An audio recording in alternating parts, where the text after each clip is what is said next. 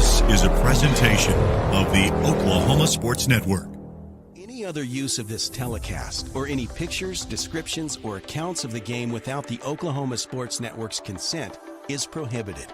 It may not be reproduced or retransmitted in any form, and the accounts and descriptions of this game may not be used without express written consent.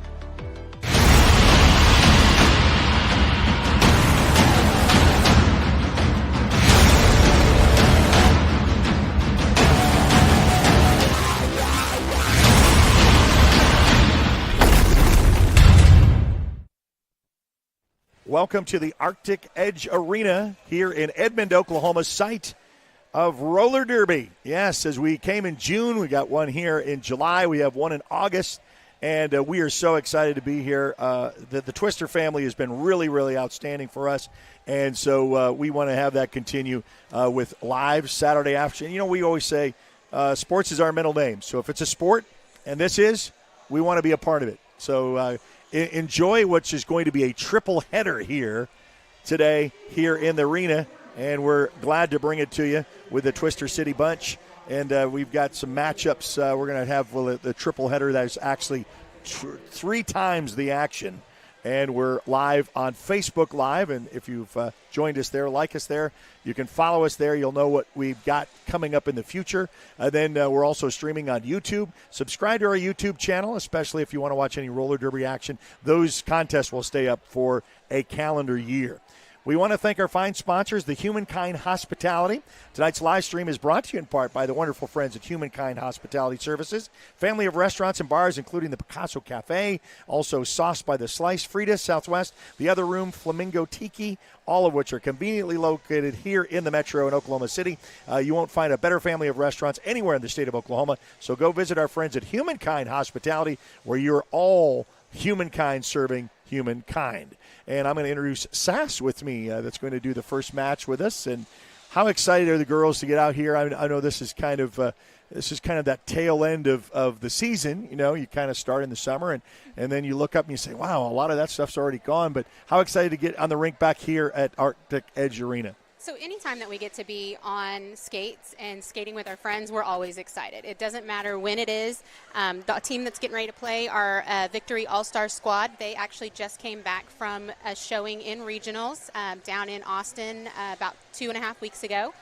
They got to play against some amazing teams down in the regional tournament, and this is their first time back on the track since then, and they're ready to rock. And they're going to take on someone from Kansas City, I think. So a little bit of a trek for them to come down here. And what do you know of them? So Kansas City is one of our closer teams that we can play against. And they have a very good competitive A team and B team, just like we do. Twister City has a total of 5 teams actually under us. We have our 2 competitive teams, the All-Stars, which are playing tonight, this first game, the Tornado Alley, which is the B team, that's the second game, and then we have 3 home teams, and 2 of those are playing in the third game tonight. Wow, so that's a lot of action right here as the officials are kind of in mid-rink here, kind of going over some of those, and we're going to get to action here in just a minute. We'll take a quick timeout and be back to action to start us off right here at 4 o'clock, right here on the Oklahoma Sports Network.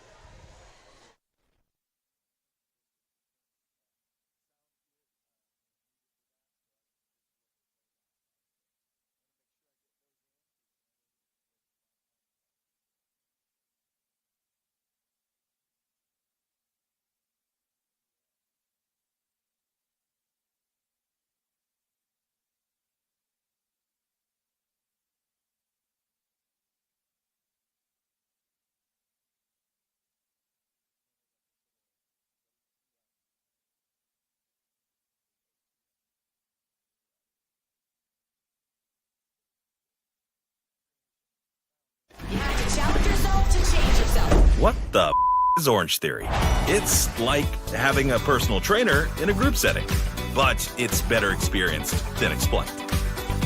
Try us for 30 days. Love it or your money back. College is more than just going to class. College is a journey. It's meeting new people and making new friendships that will last a lifetime. It's learning from professors who care about you and your success, and finding out it can be really fun and rewarding. It's discovering that thing you want to do for the rest of your life.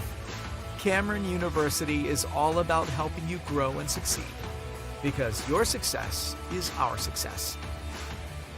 When it comes to your home, you need someone that you can trust to keep it safe and protected for you and your family. Vesta Foundation Solutions is your local, family-owned company that has helped many homeowners fix and protect their homes. Our engineered solutions can take care of all of your foundation repair, basement waterproofing, concrete leveling, and dirt crawl space repair needs. We take pride in getting the job done right, and you'll always be protected with up to a 75-year warranty.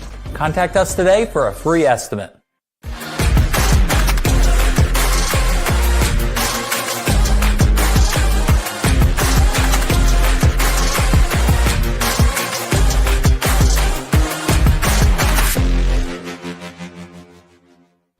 All right, so we're live here at the Arctic Edge Arena in Edmond, Oklahoma, site of Twister City, and we're excited to bring you with the Humankind Hospitality. Going to bring you these two matches of a triple night header. And so, Sass, I think they're going to introduce, who's in white and who's in black. I guess that's what we're going to have to understand first. So the white team is our Twister City Victory All-Stars, and the black is the Kansas City Roller Warriors. And so we normally go over the rosters for each team. So we get started with the visitors first. On Kansas City, we have Bricks Hit House, number 1027. Cirque du Soleil, 111. Sweezy on the Eyes, 32. Sing, 28.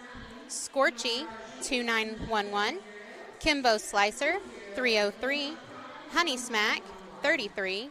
Beans, 34. Hateful Skate, 4816. Dizzy Astor, number 5. Psych E Bruiser, 523. The Shusher, 605. Calamity, 623. Shred Flanders, 6969. Narnar Jinx, 970. Stinger, number 10. And Glamazon Prime, number 1111. All right. Now, I'm going to ask, because you're our guest on the mic, or you have a little get to know a little bit. So how did you come up with your nickname? Where did that come from? Where's the history behind that? So my name, I originally started playing under a different name, but it had my legal name in it, and everybody was just calling me my legal name, and I didn't want my legal name. I wanted a fun nickname. So I actually came up with my derby name on a whim because I didn't want it to be my government name. Sure. What do you think, who's got the most unique name other than yours that you say, man, I'm a little jelly about that. I'm a little jealous. I wished I would have come up with that. I like that name. So I think probably my favorite would probably be one of our skaters. We call them Mac because you don't ever really say your full derby name. You always have some kind of a nickname. Okay. Their full derby name is Elbow Macaroni. Oh, okay. I got you. And so everybody calls them Mac, which is just great fun for it. But derby players are known for coming up with some of the most punny names around. Now, I know you're not you're in makeup. You're not on camera. So what's up with that, too, when you get dolled up and you have your own little statement with that? So the history of roller derby comes, of course, from many decades ago. And a lot of people are familiar with the roller derby of the 70s and 80s, where it was all about fishnets and flashy makeup, and it was basically professional wrestling on skates. Mm-hmm. That is no longer the case in regards to the athleticism and the rules and safety that are in play with this sport, but we do like to still pay homage to the history of where it came from, and so that's what the makeup is for. You'll see some people wearing what's called bout makeup, and you'll see them wearing fishnets and just fun parts of the costumes. So we're off underway, and Sass will kind of take us through all the motions of all the ongoings and the whistles and what's going on here. So we just saw one of the Kansas players is actually being sent to the box. Oh, it actually looks like they have 2 players going to the box. So on any given time, we have 5 skaters on the track for each team. You have 2 skaters, one from each team that has a star on their helmet, and that is the jammer. They are the point scorer, and that jammer is getting ready to call it off. And they are the ones who basically skate around super fast and come back into the group of people to try to get the points. Well, and we saw that, a little educating me outside of understanding it. You guys do a really good job of explaining it, especially when you call it off. You get your points, and then and just like that, the Victory All-Stars are up 4-0. Mm-hmm. There's definitely strategy when it comes into this game. Like you can see at the start of this one, we have on the line for Tornado Alley, we have Lethal Whippin'. And on the line for Kansas, we have Scorchy. And Lethal Whippin' just made it through the pack and made it look real easy. So now they are the lead jammer. They have the capability to call the jam off. The big part that you want to pay attention to is going to be the group where the pack is. So all those blockers, they're going to be the ones you actually want to watch, because the jammers are just skating laps until they come into that pack. When they come into that pack, that's when you're going to see them hitting each other and things like that. So Whippin' just came out of the pack and got their 4 points. The other jammer has not made it out yet. This is their first time coming out, so now they're eligible to score. And since they're eligible to score, we'll probably see, to avoid the other team getting points, you'll see the jammer call the jam off, so that team is not able to score those points. And just like that, rack up another 12. Now, also, just for time references, it is a running clock. You can see it's got 27 minutes down below, and we thank the Twister family. It's just excellent. They said, we need that scoreboard up because then you can see the time, you can see the score, and so that's there. But it's kind of a running clock unless it's called timeout or some kind of injury. It's kind of, soccer is very similar. It's kind of a running clock. Yeah, the only time the game clock will stop is if there is a team timeout or an official review. So injuries happen with that. You'll see an official review for that. Sometimes there's a questionable call, things like that. In this case, our jammer got out as lead jammer, but the other jammer was right on their tail. It wasn't worth not getting the points, so they called it off to prevent any points being given. I was talking to one of the – she's going to actually go in the third event after a broke ankle. I mean, that's how physical this gets. And in fact, I was talking – they were in the gym this morning, and then one of our sponsors is a gym, and you say, oh, no, that's not just a gym. No. So, you really have to – it's not like just put on the skates and have a Saturday. I mean, you guys really gruel it out when it comes to this. Yeah, so the game of roller derby, we really do try to keep it as safe as possible. However, it is hitting people on wheels. Mm-hmm. So there are going to be injuries that do occur. I know the skater that you were talking about, I'm assuming, is probably Lord Farquaad, which they did break their ankle back in March. They have officially done all their rehab stuff, gotten everything good. So they are coming back in as a blocker instead of a jammer. They're normally a jammer, but they're easing their way back in. That's what she said, yeah. I myself am 7 weeks out from a dislocated shoulder. Wow. So I have a shoulder brace that I wear. We've got some of our skaters that have had, broken ankles, broken legs. I've heard of some having broken collarbones. The most common injury would probably be the concussions, and that's just because we do fall sometimes and bump our heads, and but that's what the safety gear is for. How long? I mean, I know what the season is, but wouldn't you say, kind of like a lot of sports, you kind of stay with it and stay fit and in the gym like almost an all year around commitment? Yes. So the roller derby season, like you said, is pretty much year-round. It is from January to October is our typical season. We only really take time off during November and December. And even with that time off, it is still expected for our players to be doing some form of physical activity. So whether that be working out at the gym, we have a power jam right now. And a power jam means that the other team's jammer has gone to the box and is not able to be scoring. Okay. So it allows it to where our jammer has 30 seconds to score as many points as they can, free reign. It's already a 20-0 score, and Kansas City is not. Is that a change out? Is it a timeout? They went ahead and called it to make it to where the other jammer is still frozen in the box. Okay. So that way our jammer will get a quick little spot right now. If you look over at the penalty box, you can see that the jammer is standing, And what that means is they have less than 10 seconds before they can come back on the track. Sure. So when they get released, they'll have, just a short period of time before they're out on the track. So this will be a quick hit it and quit it for our jammer to get lead, hopefully before their jammer comes out, and it did not happen. So their jammer is back on the track, so our blockers are now back to trying to prevent them while our jammer is fighting to try to get that lead position. How does the postseason work if there is, when you have you're trying for a championship or a tournament, how has that worked out? So the postseason, regionals and things like that actually happen in the middle of the season. Okay. Typically those are in your summertime. It happens every 2 years is when regionals and nationals happen. Regionals for us, like I said, was just in June.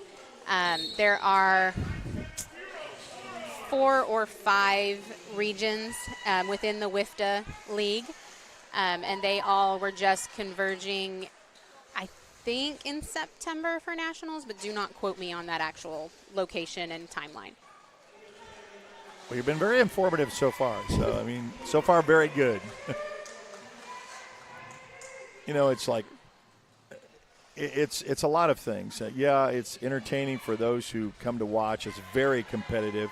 You guys take it very seriously, professionally on that. And then you guys have real jobs, too. It's like, this is something that we do, but we also are professionals in other areas of life. It's really funny when you talk to roller derby players. When people talk about roller derby, they think automatically these crazy people who just absolutely. Where do they come from? Yeah, they have no mental stability. Oh, they just all are wanting to roll around and hit each other on skates. Right. There's no way they could be real. Well, we are. Yeah. And a lot of us have jobs that you wouldn't necessarily think.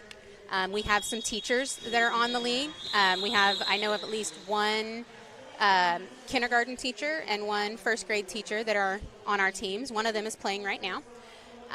We have a chef, a pastry chef.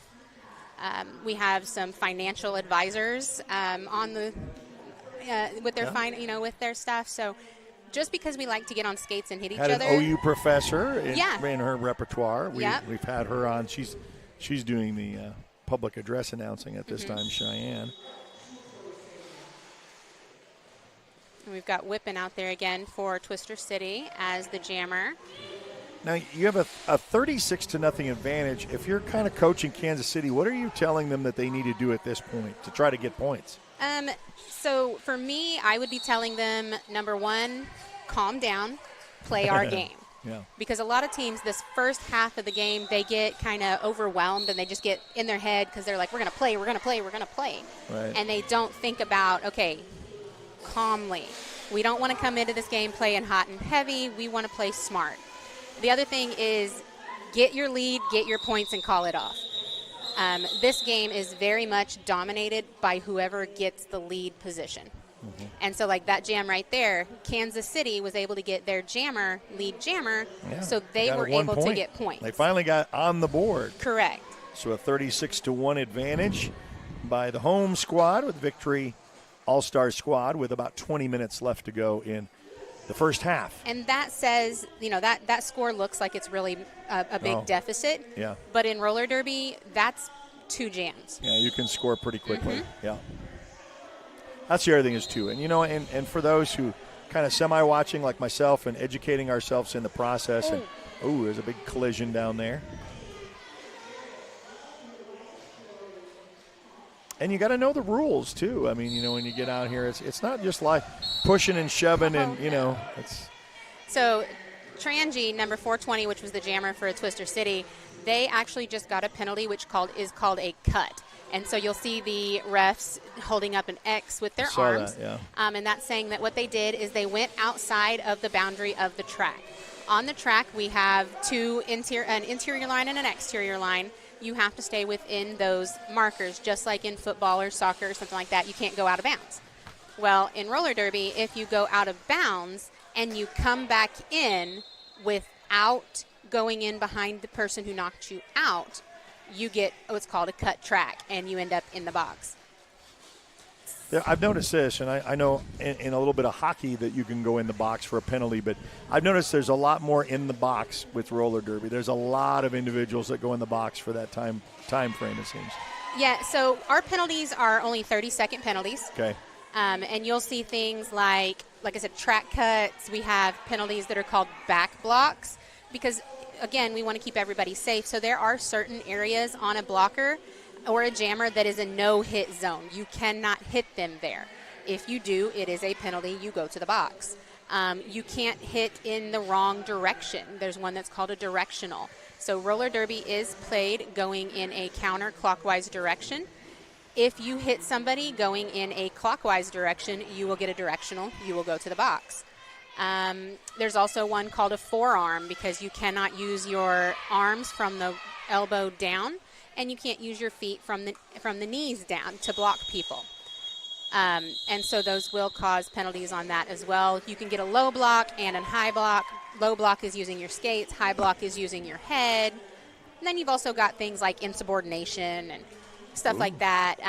Sometimes you'll see the insubordination for like a skater arguing with a ref. Okay. Because all of our refs, all of our skaters, all of our NSOs, everybody is here in a volunteer basis. All right, okay. We can't play the game that we love without our lovely refs. Right. Even when we want to be angry with them for calling us on a penalty, we Right. still need them. And we need them to keep us safe. You did a little bit of rugby, and rugby's like that. And their official is called a sir, and there only one person can, come up to the sir, and it's very respectful. So it's a respecting of the officials. Yes, and we do have an amazing ref crew. Like on the track today, we have our head ref, which is Effin' Ref. We have our inside pack ref, which is Wolverine. We have our 2 jam refs, which the jam refs are the ones that you'll see skating around the middle. Their whole job is to watch their specified jammer to count their points. And those refs are Rough Draft and Dr. Math. Then we have our outside pack refs, which we have 3 of them today. We have Brad, a.k.a. Seven Dust. His name is not officially on here yet. We have Gym Class Hero and Hello Kitty. And Oklahoma City is very fortunate because we have had several of our refs actually be invited to go ref like the regional tournaments and things like that, which is a huge honor. Very nice. Well, so we'll ask you, how long have you been in the sport? First off, what is your experience? How many years? So my first intro, I did my new recruit class in 2017, but I didn't get to play at that time. I came back in 21 and have been playing solidly since. Okay. And the second follow-up question is, what got you involved in this? I mean, were you a spectator first? Was it a friend that invited you? How did you get involved in it? No, so my husband's aunt, so my aunt-in-law, she saw a advertisement on Facebook for, at the time it was the Victory Dolls. It was before we changed our name. Right. For a new recruit class for their roller derby, that they would teach you how to do everything. And she was like, we should do this. It'd be fun. We'll both go. I was like, okay, cool. So I show up on recruit night. And she doesn't. And she didn't show up.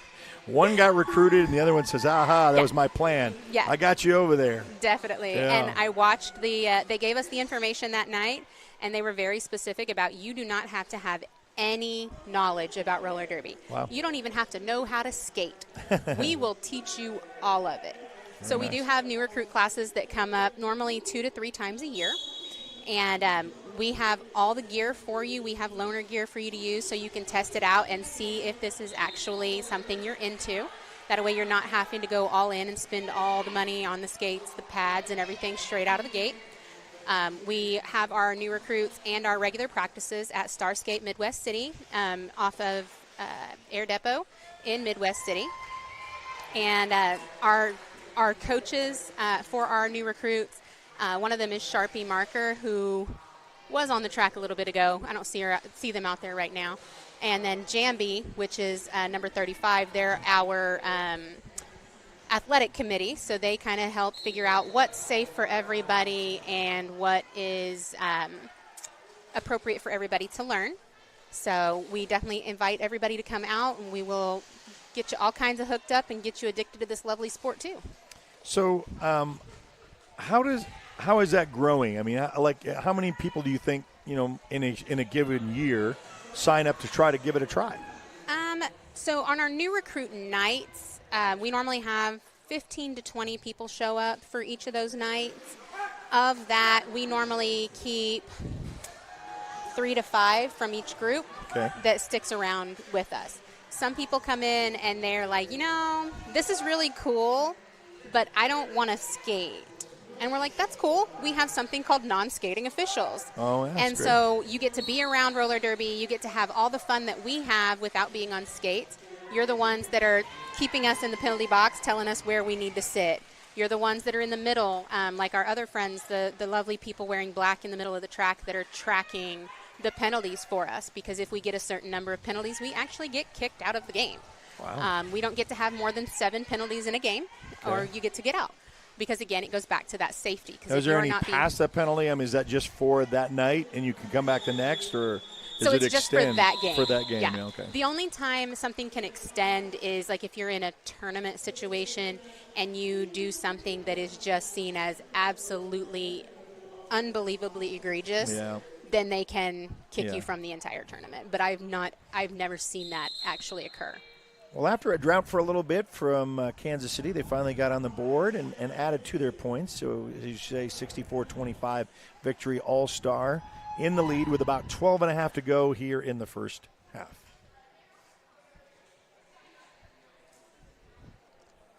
And since I was talking about the NSOs, we can go ahead and give them a shout out because, like I said, we do love them so very much. We have our head NSO, which is Amos Technician. We have Murky Dismal, Apothecary, Just Garrett, Kraken, Goblin, Curly Bill, Dexter, Ruby Rage, Oh Helmo, and Consequences are all the ones running all the extra things for us, running the scoreboard, keeping track of our points, keeping track of our penalties. Very good.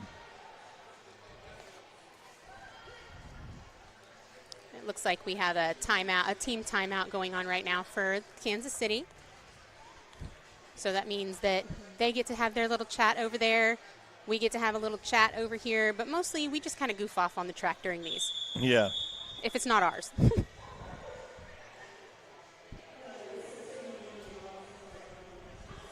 little bit of a close-up there from our girls after the timeout.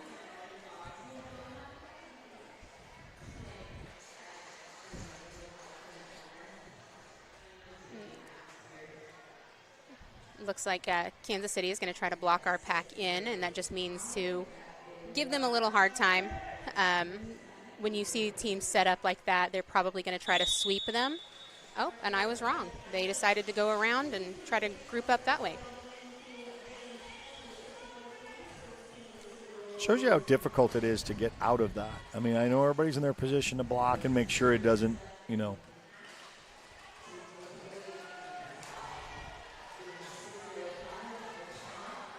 Yeah, it's definitely a challenge to get through those packs. I'm a jammer for the first time this year. I'm a previous blocker. And some of those blockers, you run into them, and it's just like a freight train. Yeah. Like, you're going as fast as you can, and they just nail you. Called it off as getting out of there. Mm-hmm. Just get the points when needed. And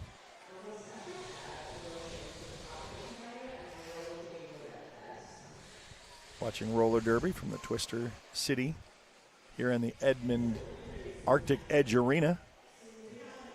And out on the track right now for Tornado Alley, for Twister City, is going to be Trangi as the jammer, number 420. And then we also have JK, Mac, E-Bomb, and Trenchtown Rocket out there as the blockers. And I will tell you that pack right there of E-Bomb, Mac, and JK is, that is what I call a nope pack, as in, nope, I'm not going against them.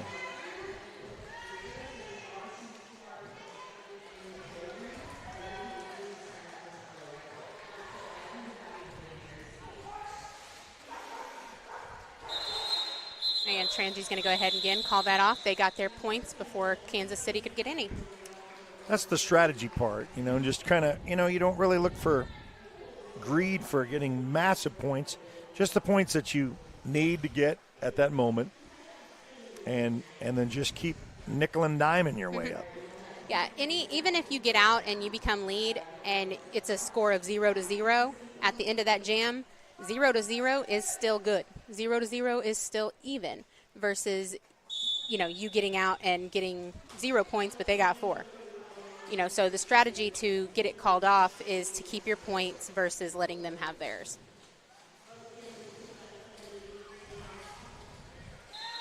And Jambi, our jammer for the Victory All-Stars, Twister City, is the lead jammer.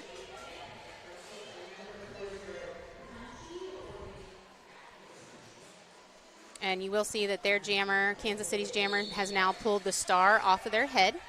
And what that means is they are looking to pass the star because they are struggling to get out.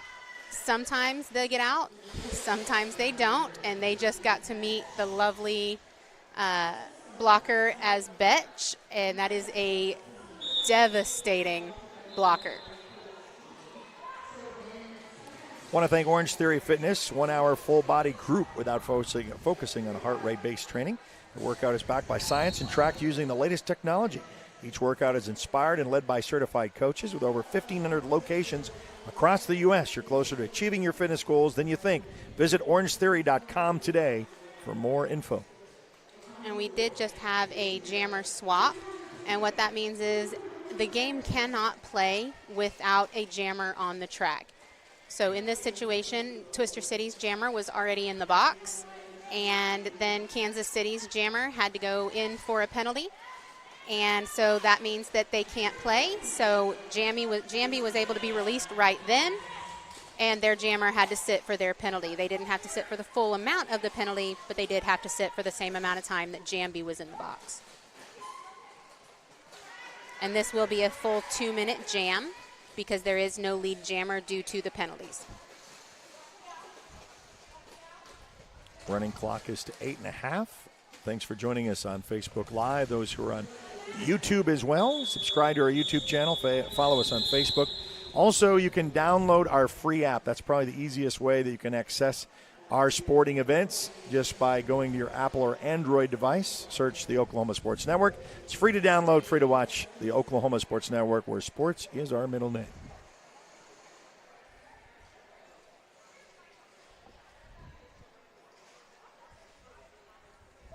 Got some spectators there across the way. You can kind of see the people that have made their way for a Saturday night, get out of the heat. Oklahoma Heat, air-conditioned arena here.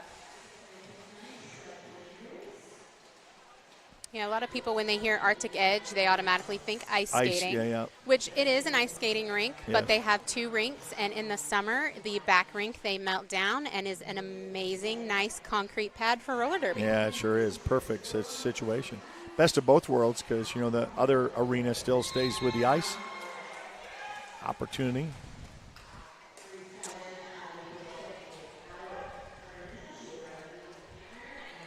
And Lethal Whippin was able to get out as the lead jammer. And here comes Shred Flanders of the Kansas City team. And they're going to call it off again to keep those points. Roller derby can be a very high-scoring game, but it can also be a very low-scoring game. It just depends on kind of the skill level of the jammers and the packs. Some of the highest-scoring games I've seen are in the 300s. Wow. Some of the lowest I've seen. I don't think I've seen that. Oh, yeah. We saw some of those at regionals. Wow. One of the teams that was at regionals actually has a Olympic skater as their jammer. Wow. I don't know if if you've ever heard of Erin Jackson. She's a speed ice skater. Wow. And, yeah, she the is advantage of a that? jammer I'm wondering for how them. much that scares those in the Olympics. Say, man, I hope, because we just talked about injuries, ankles and shoulders, and hopefully you don't get injured to, get away from that. And I don't know, like, as a blocker and as a derby player, it's kind of nerve-wracking to know that, but then at the same time, it's like, I knocked them out of bounds. You got to take your little fangirl moments of, Sure. oh, look at what I did. Yeah, that's right. And then some of the lower scoring games I've seen are in the low 80s. And when you see games like that where it's like 85 to 70, it's like, ooh, those were some bad blockers. Those blockers were locking those jammers down, which is soul-crushing as a jammer.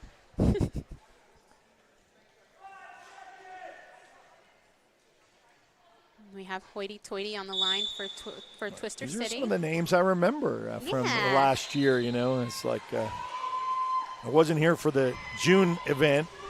I was out on vacation, and so coming back, I said, "Oh, I remember that name." For the most part, our all-star squad, the names haven't changed too much. We have a couple of new skaters that have leveled up into the A team.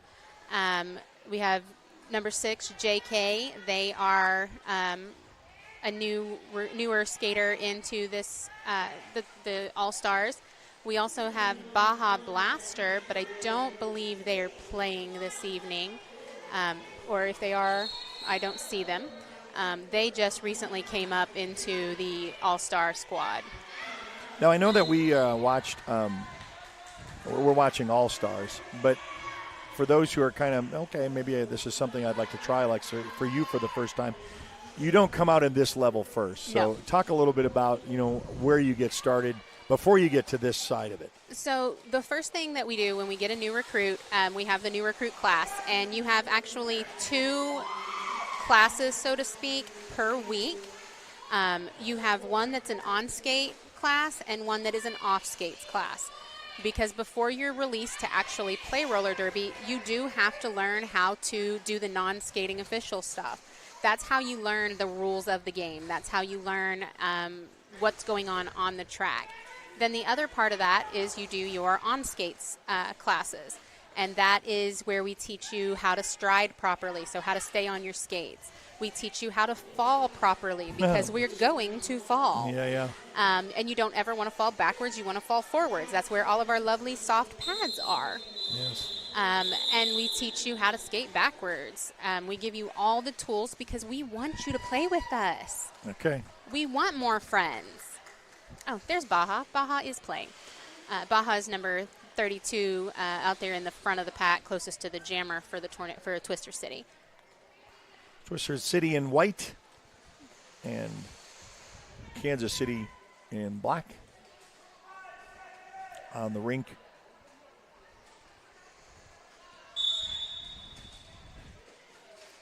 Oh, and then so once you go through all your classes, our athletic committee, either Jambi or Sharpie, will give you the clearance to start coming to the all-league practice, which is where the more experienced skaters are skating as well.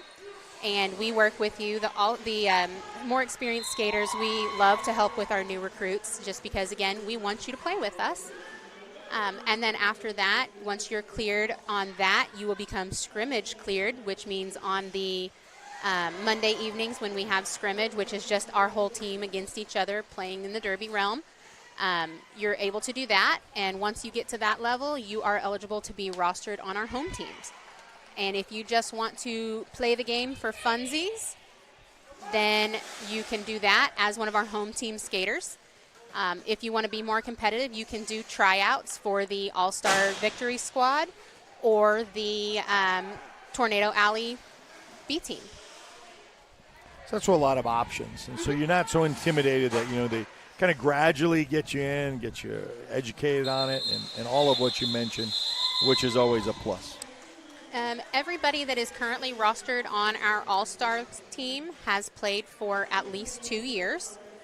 Everybody that is rostered on our B team, I want to say this has at least 2 years. There may be a handful that don't, that are in their first year, but it's all just dependent upon where their level is based upon, the scoring that they get in tryouts. So the Victory All-Stars now has eclipsed the 100 mark in scoring, 100-28 with about 118 left to go for the first half. Yeah, and this should be the final jam of this half, and then we'll go into halftime. And you'll probably see Kansas come out with a little bit of a different strategy this next half. A little more aggressive, Yeah, normally after halftime you see some changes made, and you'll see a little bit of a change. I don't know if that will play in their favor or not because Twister City, both the A team and the B team, are second half teams. We might not do real great in the first half, but we come out strong the second half. Say Picasso Cafe, eating as a community experience is exactly what you'll find.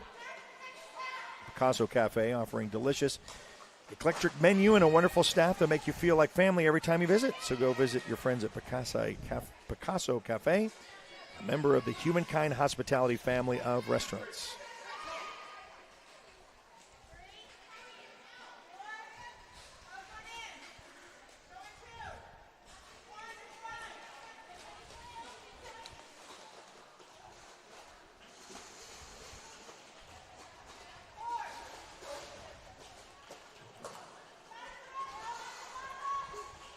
Trouble getting out of that one.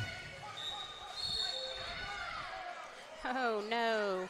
So Lethal Whippin', the jammer for Twister City, they had lead jammer status, but they just got a forearm penalty called.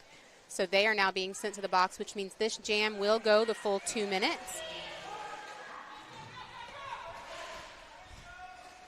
And that will give Kansas City some time to score some points since our jammer is in the box. And the jam can't be called off. Okay, so the jam cannot be called off. Okay. No, so the way roller derby works is you have the 2 stars. Those are the ones, the point scorers. They also control the speed of the rounds. Because if they get the first jam, if they get lead jammer, they can call it off. If they don't get it, they can go 2 minutes. So we're at intermission now, is what they say. So we've got to halftime. So about 14 minutes before we'll start second half action. And I want to thank Sass for, I guess you're going to be here for the next half of this, and then you're going to be on the rink for the next 2. Yep, absolutely. All right, I want to thank Humankind Hospitality Services.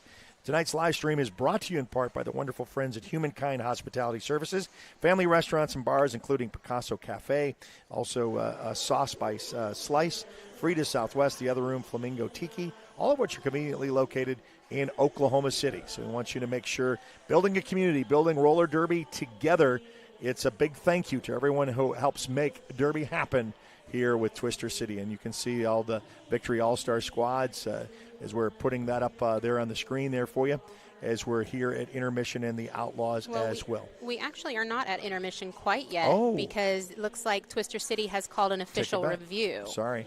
Okay, I was looking at the scoreboard clock, and it said intermission in 14 minutes. So I apologize. So we'll wait this out to get the official.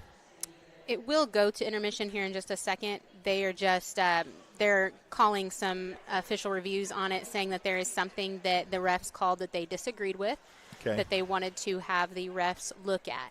Sometimes the strategy in that is to get the potentially the other jammer in the box at the beginning of the next half, or to get them released early from the next half. So it looks like Twister City called one, and it doesn't look like they won it, but then Kansas City went ahead and called one at the same time. So now they're discussing Kansas City's to see what they get. All right. So whether they settle out all that? Yep, it looks like they settled on it, and we are good for halftime. Okay. Also want to thank, as we mentioned, of all the different sponsorships, like Sauced, come hang out with Twister City skaters at their official after-party headquarters after tonight. Sauce by the Slice, located at the Paseo District? Paseo District. Mm-hmm. Sauce is a pizzeria and cafe that provides itself in using nothing but the best ingredients in all of its dishes. Whether it's breakfast, lunch, or dinner, Sauced has you covered. A member of the Humankind Hospitality Restaurant family, proud to bring you this live stream event, live on Facebook, YouTube, and on the Oklahoma Sports Network. What the is Orange Theory? It's like having a personal trainer in a group setting, but it's better experienced than explained. Try us for 30 days. Love it or your money back.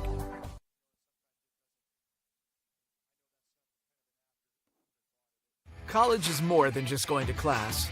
College is a journey. It's meeting new people and making new friendships that will last a lifetime. It's learning from professors who care about you and your success. And finding out it can be really fun and rewarding. It's discovering that thing you want to do for the rest of your life.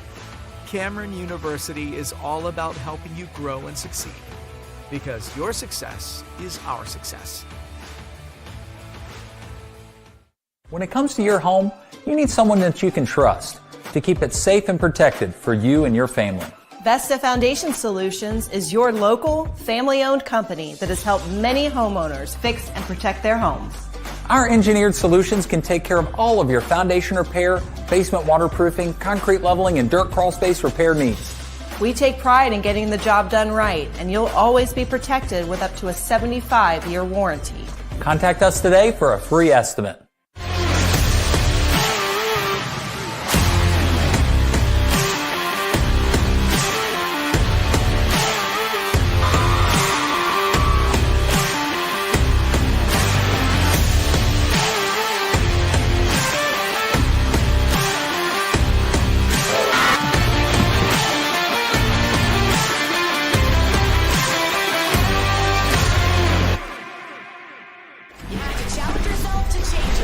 What the is Orange Theory?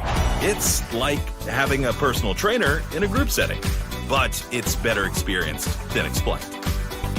Try us for 30 days. Love it or your money back.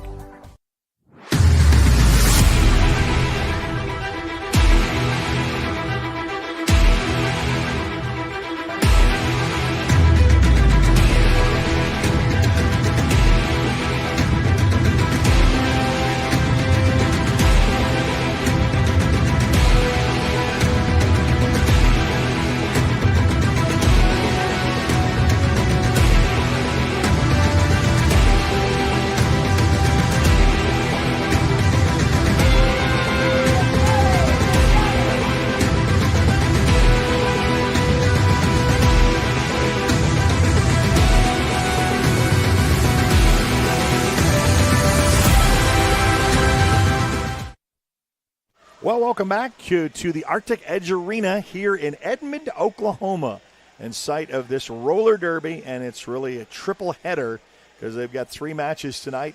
Glad to have you along. My name is Eric Sherem, and Sass just took a little break here during the halftime. She'll be back up in the booth here over the arena to take us the rest of the way in the second half as the Victory All-Star Squad leads Kansas City 100-28.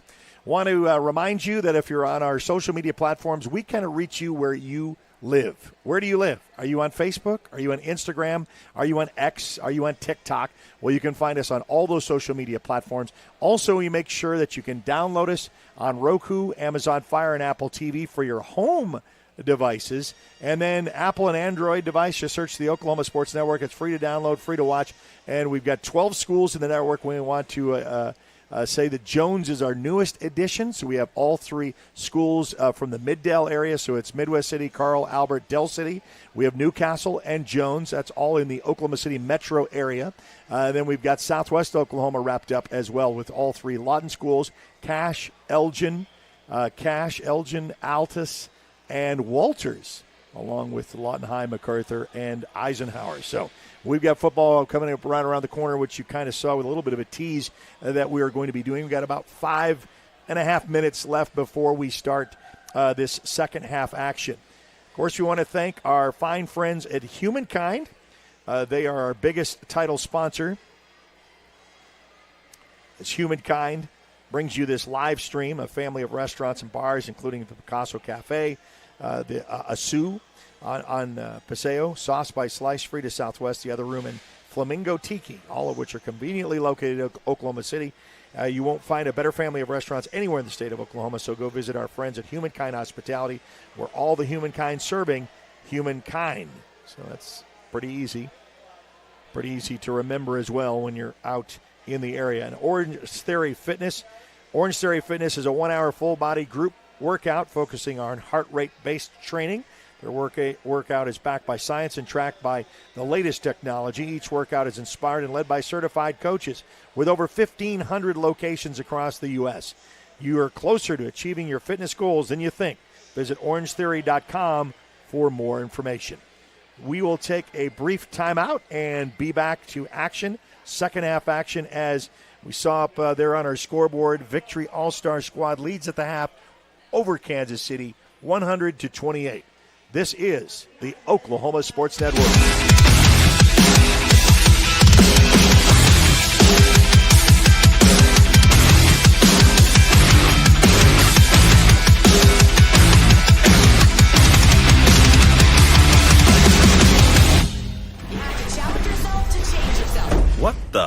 is Orange Theory. It's like having a personal trainer in a group setting, but it's better experienced than explained. Try us for 30 days. Love it or your money back. When it comes to your home, you need someone that you can trust to keep it safe and protected for you and your family.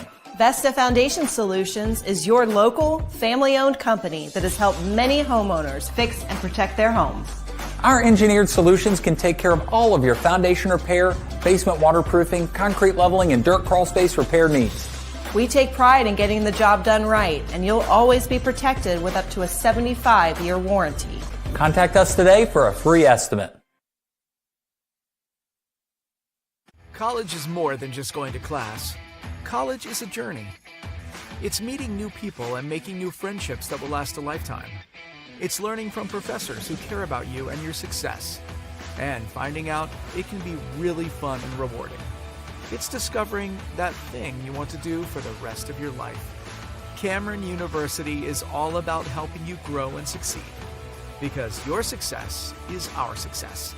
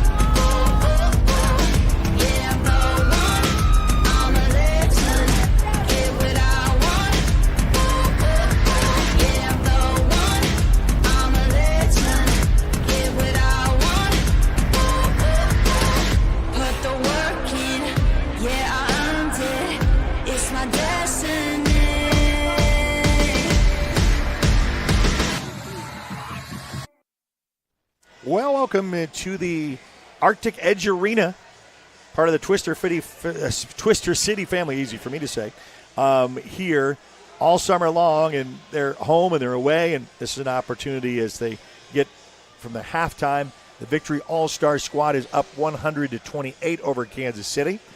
Joining us on Facebook and now Twister City, for those who have contacted their Facebook, can get to watch a little bit of second half action, as they really going to have to make some adjustments when it comes to Kansas City. But as we say, you can score in a hurry when it comes to this. Humankind Hospitality Services, tonight's live stream is brought to you in part by this organization that gives you so many chances with hospitality, with the Picasso Cafe, the Sauce by Slice, the Frida Southwest, the Other Room, the Flamingo Tiki, conveniently located in Oklahoma City. So go visit our friends at Humankind Hospitality, where we are all humankind serving humankind. The truly aspiring fine dining experience, go visit wonderful people at Frida Southwest, located in Oklahoma City. Whether it's the eye-opening brunch menu, their taste bud tantalizing dinner offerings, or their thirst-quenching cocktails, you'll find nothing but the absolute best at Frida Southwest, a member of the Humankind Hospitality Room.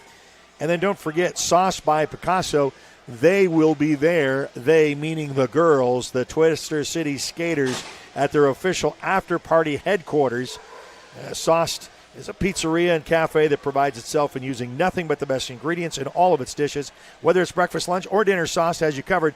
Member of the Humankind Hospitality Restaurant. And Orange Theory Fitness, a 1-hour full-body group focusing on heart rate-based training. This workout is backed by science and tracked by using the latest technology. Each workout is inspired and led by certified coaches with over 1,500 locations across the U.S. You're closer to achieving your fitness goals than you think. Visit orangetheory.com today for more information. Thank you for all your fine support of the Twister City Roller Derby right here at the Arctic Edge in Edmond, Oklahoma. we're proud to bring it to you. Want to see your ad here? You can ask for sponsorship there over at twistercity.com to make sure you make it happen, because they're going to have something in August. And here's a little rundown of some of the visuals that you can get, tantalizing your taste buds when it comes to the Humankind Hospitality Services. Momentarily, we'll get second half action up momentarily, as it's a 100-28 advantage by the Victory All-Star squad. Miss Sassy will probably make her way up here in her little crow's nest advantage over the rink. Start second half action. Don't forget, this is the first match of a triple header, so there'll be 2 other matches after this one. We're going to do the second one live stream. Third one you'll have to see in person, as we'll wrap up our broadcast here after flight number 2. As we get whistled to get started here.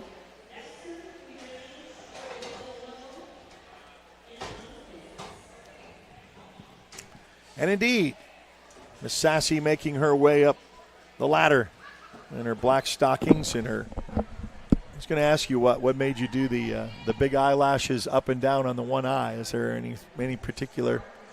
Does it change each and every match? Do you? Okay, yes. Yeah. So you do different things. Okay, I got you.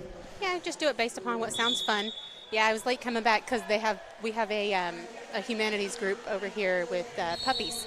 And oh yeah. I'm a sucker for puppies. Okay. A lot of our roller derby members are very big in the animal community. Yeah, we heard. I heard the dogs earlier. Sometimes you'll hear the dog bark. I'm going to show you a little bit. Here it is. Oh.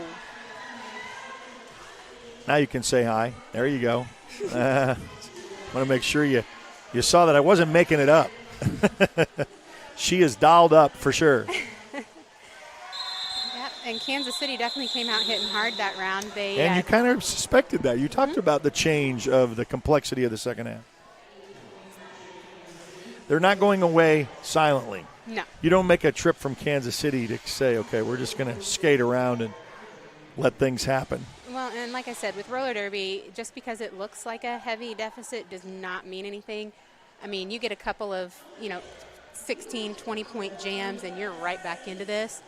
It just depends on you getting out, getting lead jammer, and the other team not. Back to action is a part of the second half action of match number 1. They are pushing through, and Jambi ended up getting lead jammer, so that does come back into Twister City's control.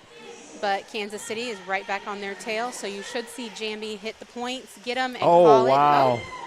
Jambi decided to do little a jump acrobatics, just stay inside. Saw a crease and took it.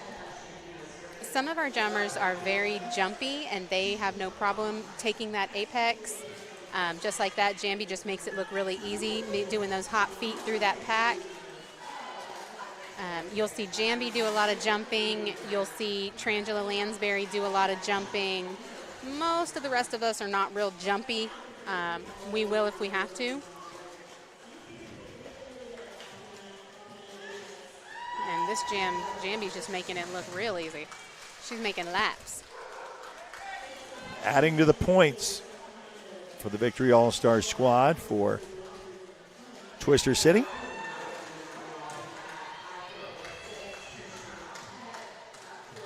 I'm not sure why Kansas City isn't having their jammer go ahead and pull their cover. That is some strategy that a lot of us play. It's the strategy that the Tornado Alley plays specifically, that if we do not get lead jammer, we pull our cover from our helmet just to cause chaos. Really hear the brakes of the wheels on the skates. You have the abrupt stops and turns.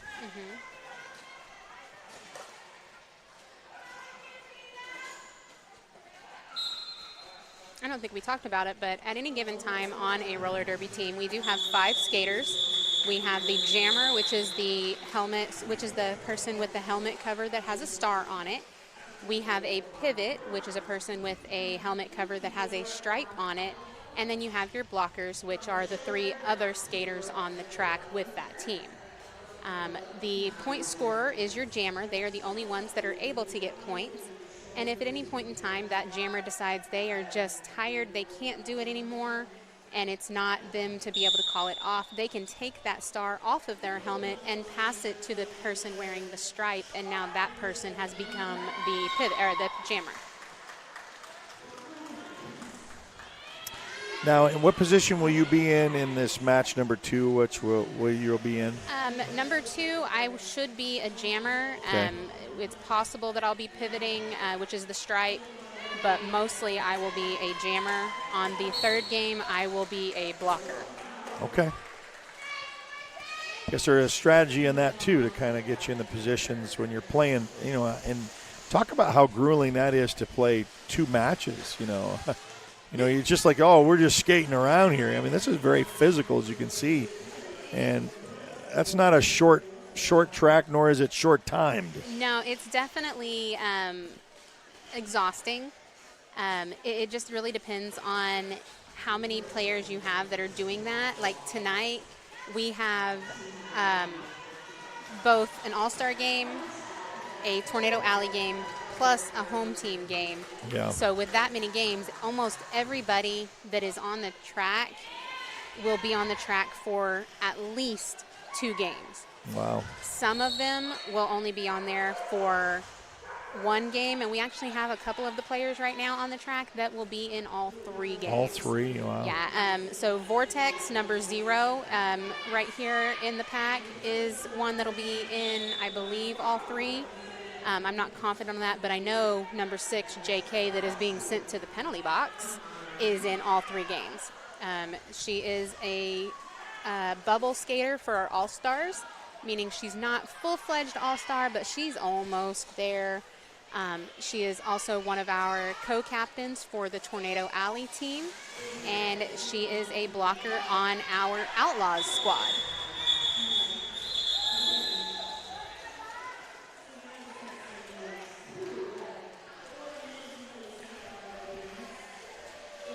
And I think another player that is going to be in all 3 is Hoity Toity, which is one of our jammers.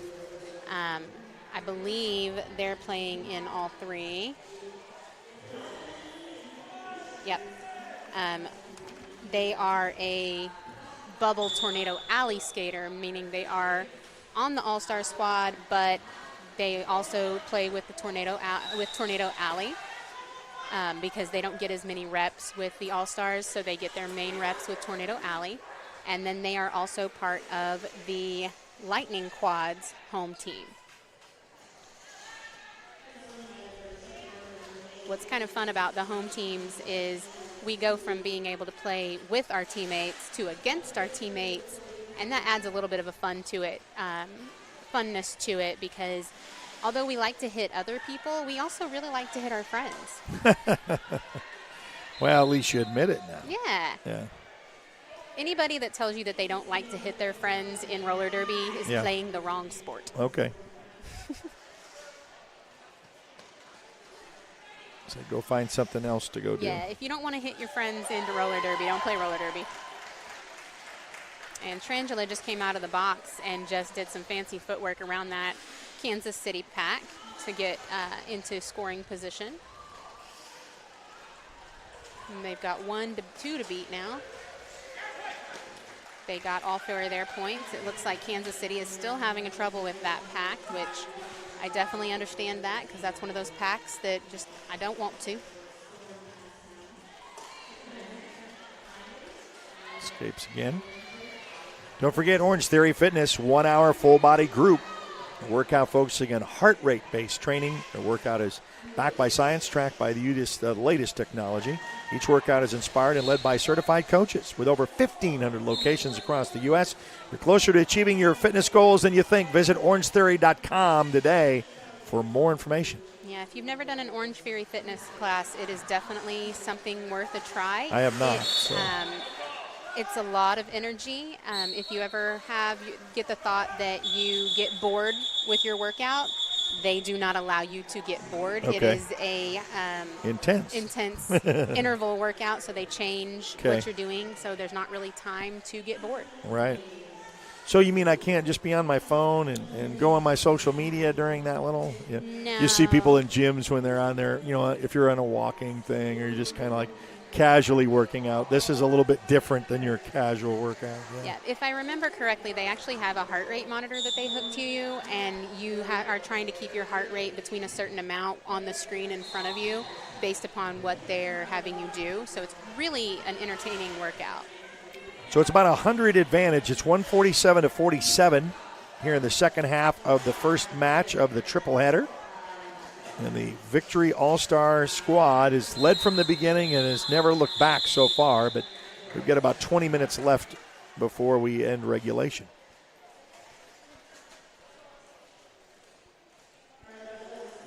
You talk about, you see some young ladies there in the middle, taking down stuff. It really takes a lot of volunteers to do this. Yes. You got people at the scorer's table. You talked about, if you don't want to be on skates, there's something that you can be involved in and be a part of the fun too. We need typically 18 to 20 volunteers outside of skaters per game. Wow. And that's to cover all of the non-skating official spots, the medical spots, because we do have to have medics at the games for, obvious purposes, as well as our referees in the middle. We want to make sure we have everybody to keep eyes on it. And so 18 to 20 is like the bare minimum. But then you're not even counting our volunteers that are doing the door entry or our merchandise table, which we've got some amazing Twister City merchandise over there.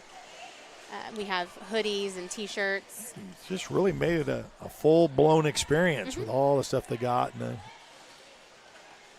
Yeah, when you come out to Arctic Edge for one of our roller derby games, it's not just a derby game. Like, it's a whole experience. We have vendors that come out. If there's anybody that's interested in being a vendor, you can reach out to us on our Facebook page, and we'll get you set up to come out here and show off your funness. Like today, we have a trucker hat creator. So you buy a trucker hat, and you can pick out all these different little patches that she will glue down or hot iron down for you. Make your own style. We've got, of course, the puppies for the humanity. I can't think of the word I'm trying to say. Humane Society? Yes, there you go. Thank Humane you. Society. We've also got our bake sale for our Juniors League, because we do have a Juniors League. They are actually coming back into season this next Tuesday, I believe, is their first practice back. So And who are the juniors? So the juniors are kiddos 7 years to 17 years, and we teach them just like we teach the adults. There's actually a juniors league in Tulsa that we play with. There's junior leagues down in Texas that we play with. And so we just overall teach the kiddos how to play derby, how to be safe. And we have 2 mini seasons for them. We have a fall season and a spring season. And the fall season starts up the 23rd. Talked about Tuesday. this almost, goes year round because it's got 2 times of the season, got about just shy of 18 minutes left in the second half. And as we mentioned, it's been a Victory All-Star group. That squad from Twister City has led the entire way, but it's still 147-54 leading over Kansas City. In match number 2, or refresh me on who that will be. Match number 2 is going to be the Twister City Tornado Alley versus the Tulsa Roughnecks. Okay. So it's a battle of Oklahoma. Oklahoma pride. There you go. That'll be fun. You'll be a part of that. I don't know who's going to be joining me up here in the. I think they said it was going to be Punchy, which Punchy was on last game as well. I know Okay. you were not, but I think Punchy is the one who's supposed to be coming up here next. All right. As long And as, they're as long as currently they on don't the get track. punchy up here, I'm Yeah. okay. Yeah, Punchy's Save it currently for the down rink. there. Save it for the event. A little stoppage of play here can tell us the Humankind Hospitality Services. As we mentioned, this broadcast wouldn't be possible without their help and their support. Won't find a better family of restaurants anywhere in the state of Oklahoma, so visit our friends at Humankind Hospitality, where we are all humankind serving humankind.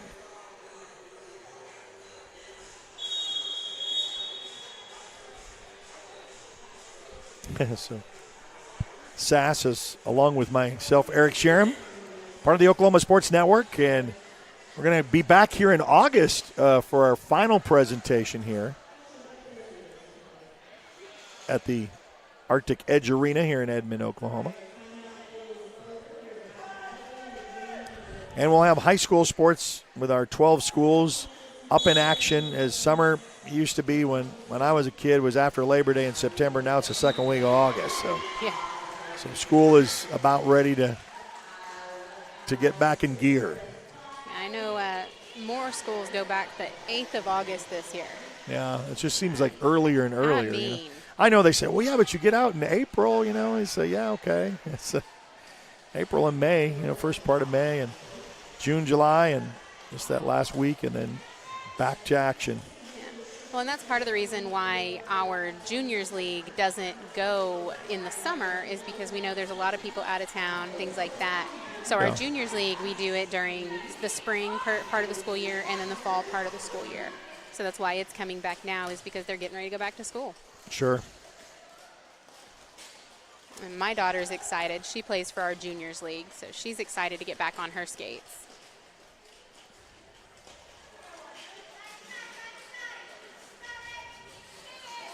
Oh, keep moving, yes.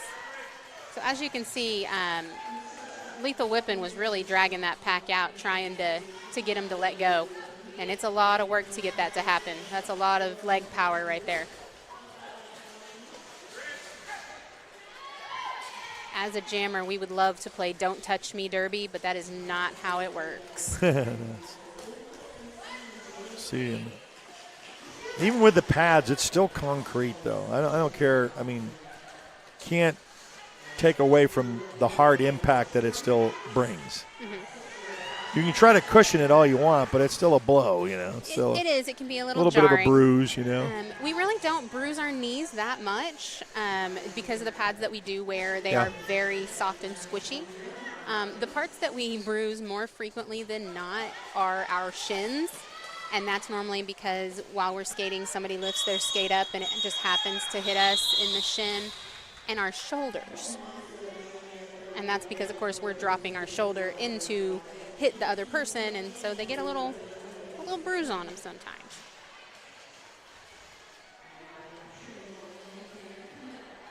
Looks like we're going to have Trangie over here for Twister City as the jammer over there at the far apex, dancing around like a silly girl.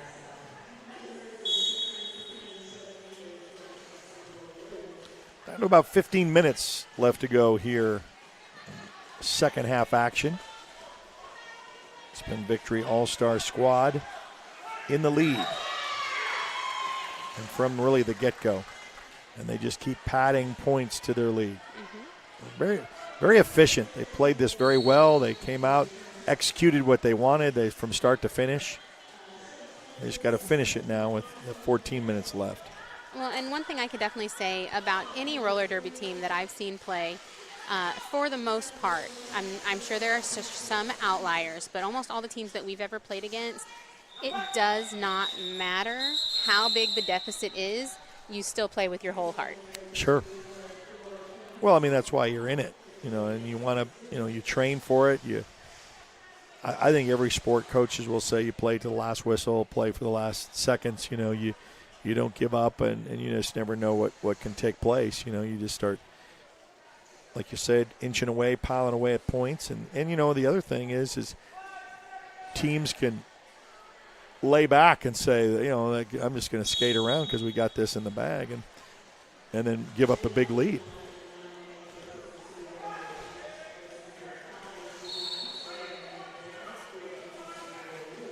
So we're saying, girls, don't let off the gas. You know, don't quit what you're doing. Don't let anybody give up. Don't take comfort that you got the win in the bag, because then you might come out and lose it. And like currently, the jammer for Kansas City is the lead jammer, so they are the ones out there scoring the points right now. And our jammer is still kind of stuck behind everybody, so they haven't made it out to start scoring yet. They just got out, so you'll probably see Kansas call it off here shortly. just to prevent any more points, and there it is. Just like the textbook says, right? Sometimes you do the right thing. How often do you have you ever seen them not do what's typical and push it? For our team, you don't see it very frequently. Right. Unless you're playing there's- smart, yes. Yes. Unless there's another reason. Like sometimes you'll see it happen because we have too many players in the penalty box and we don't want to call it off and start the next jam because we've already got 2 players in the box. We're going to go ahead and run it and get those players out of the box. Okay, I got you. So there's other strategy pieces that come into play on it, but for the most part, you're not going to see them just let it go. You're going to want to see that. You're going to see them protect their points.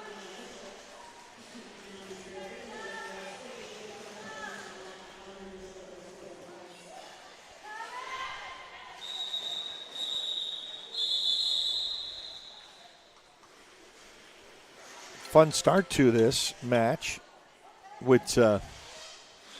Where were you coming off previously to this? Because you guys go home and away. Where were you last?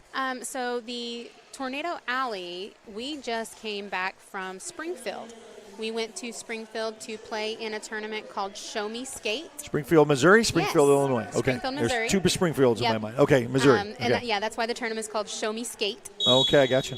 And because, again, Derby loves some puns. The more pun we can get, the happier it makes us. And so we just came back from there the weekend of July 4th. We were there for the 5th, 6th, and 7th. And it was Where good will fun. you be going next? Put you on the spot without having the schedule in front of you, yeah. I don't know if we go anywhere. I feel like there's a Texas game coming up, but I don't know if we're going or if they're coming. I truly don't know without the schedule in front of me. No, it's no problem.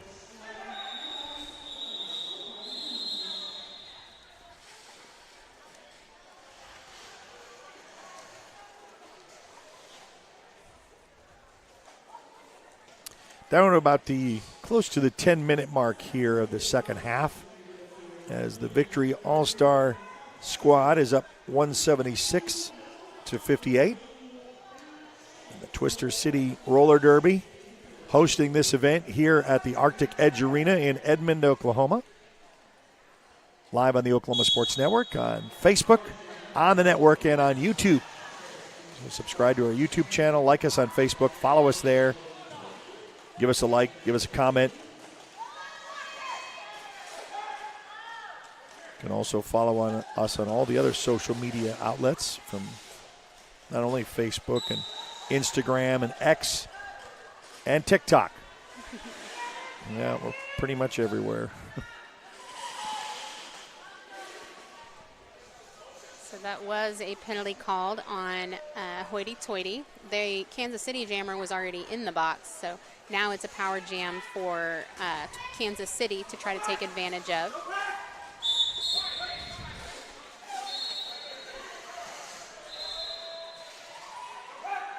And it did give Kansas City the lead. And it put 2 of our Twister City jammers or 2 of our Twister City blockers in the box. And our jammer has now been released. I hand it to the officials. I mean, they're on the spot. I mean, their whistles are fast and just, they look over everything. And you say, man, how do they see all that with all those bodies in there, Oh, bless JK. JK is the only blocker currently on the track for Twister City. All right, the other 2 just got released, so now they're not alone. That's not a nice place to be. You're not alone on an island.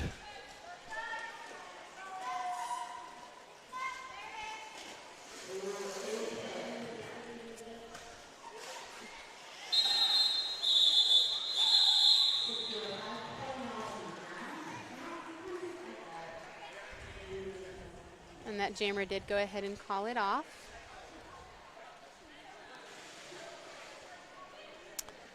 $180 to $70, so they're now 110 points up. They were 100 points over, and they just keep continuing with their lead. And it looks like Kansas City is calling a timeout. They did. They called a timeout. So as they take a timeout, we'll take a brief timeout with them. You're watching the Twister Derby, Roller Derby with the Kansas City Roller Warriors. The Warriors are down 130, or is it 180? 180 to 70. Mm-hmm. Yep, right here on the Oklahoma Sports Network.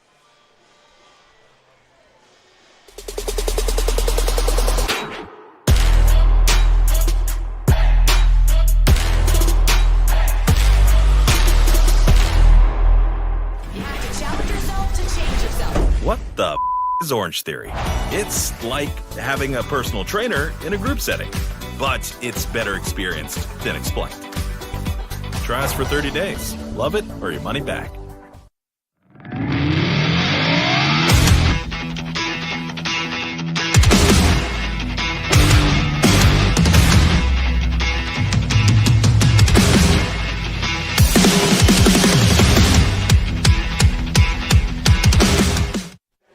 So back to action after the timeout is called. Here at the Arctic Edge Arena in Edmond, Oklahoma, is the Victory All-Star squad with the lead 180 to 70, with about 8 to go in this contest.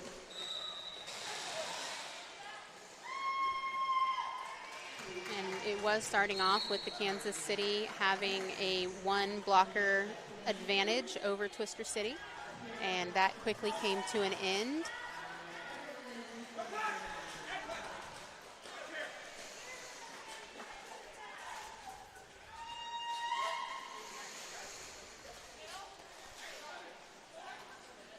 And here comes a full team for for Twister City.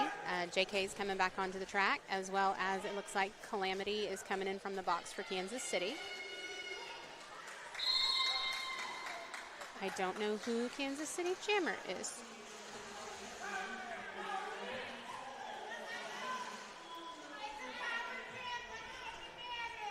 Ah, okay. They're jammers in the box. That explains why I couldn't find them. So you'll see some strategy built up for for Twister City. They're doing something we call a sweep, which is where we line up behind the other team and try to sweep them either to the in or to the out to give our jammer a nice clear lane so they don't have to be touched. It looks like they went ahead and ended that jam with the other team's jammer in the box, so this will be a power jam start.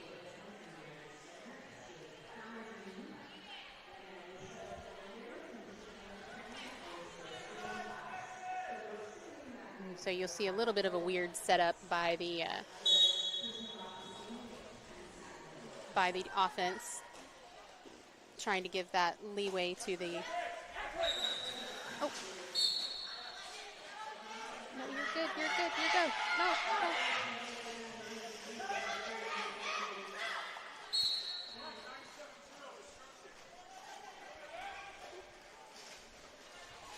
There was a little bit of confusion right there for the jammer. They ended up getting out and getting lead and then getting knocked out of bounds, but they had already passed everybody before they ended up out of bounds, which means they didn't have to come back in behind the other blockers. They didn't realize that, so they started to run back, which caused a little bit of confusion and wasted a little bit of time for their jammer. Games matches you pick up kind of regionalized. You talked about Texas, Missouri. You kind of, and I know you got a fun race to do all this, to do all these away matches. So pretty much everybody kind of in the United States stays kind of in their region, so to speak. So you'll really only see region crossing for tournaments, like the Show Me Skate that we just went to, right, that Twister City went to, or Tornado Alley went to. We had like 2 or 3 teams that were from one of the other divisions or regions. They were from the Northeast region, I think. But they're still close enough to Springfield that it wasn't a long drive for them. And then there's another tournament normally in Colorado in October area that will bring in people from the northwest side, okay, as well as potentially some from the south as well.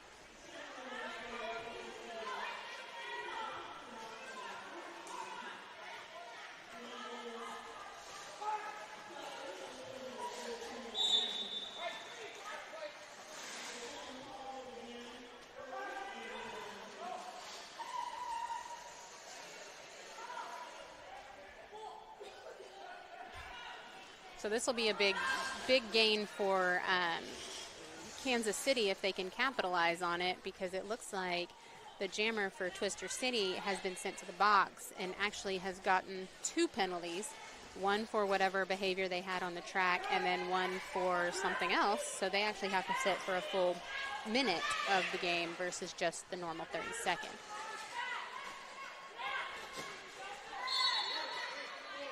It doesn't look Are we like going to see you in the box? Yeah. Okay. Hopefully Just want not. to make sure. I try really We'll hard to point stay you out out. that if you are. Okay. Try real hard to stay out of the box. Okay, I got you.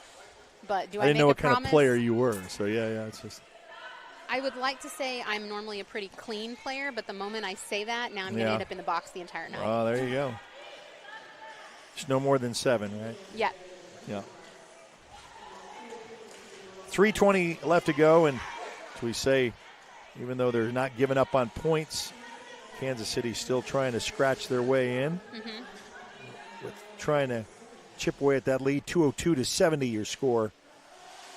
Yeah, and you can definitely tell in this part of the game where the teams are just really getting Fatigued. tired. Yeah, that sets in.